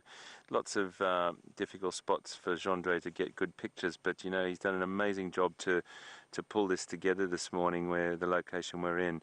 She just moved down out of the sunshine when it was out and laid down in a cooler spot, but she's asleep down there, and only about 20 feet above her on the bank is a hyena that was sitting underneath the tree with her this morning, waiting for her to drop part of the carcass out of the tree. Meanwhile, her cubs are about, probably twice that distance again away from her and the hyena, and they were making their move up to their mum, but they still haven't quite got the confidence to go up to her at the moment, being quite wary that they don't want the hyena to see them or detect them. So they're really keen to get to their mum, but they can't actually do it at the moment. So they've been lying out, keeping a close eye over what's going on, and it's been great for us to see it. But sheer brilliance in her raising of these cubs and what she's done with them. And I'd just like to give a big shout out as well from all of us here at Safari Live for South African Women's Day today. Karula is an amazing female. She's done amazing things in her 12 years on the planet, and I'm sure there's an incredible amount of amazing women here in South Africa today celebrating that National Day. So big hats off to you, and a big shout out from all of us here at Safari Live. We've had this situation this morning. The cubs have been like looking fantastic, and Gendre's got these beautiful pictures, and then just as we've come back to you, the cubs have walked off. And that's what's great about filming wildlife. You know, you just can't predict these things. When you get easy shots, it's easy, but when you don't, you've really got to work for it. And we've still got a beautiful picture here of Karula chilled out down there. I might just roll and start up and just show you the proximity of Karula, the hyena, just to finish on. And we're just getting a little bit of a tricky spot here, so we'll just manoeuvre. Bit of a bump coming up, folks, so hold on.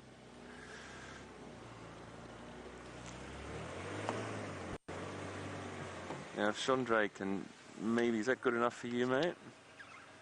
Can't really see Karula that well, but she is lying down there in the drainage line behind that little bit of vegetation. And then just above, up the hill from her, is the hyena. See there at the top of the screen? How incredible is that?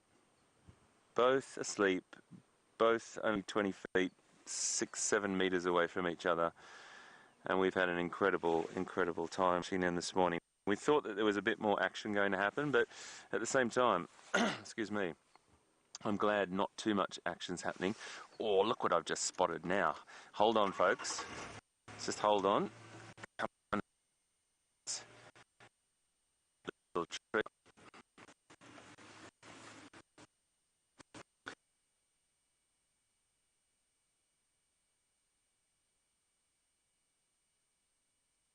Base of the tree, and I think the other one's going to come up and try and chase it now.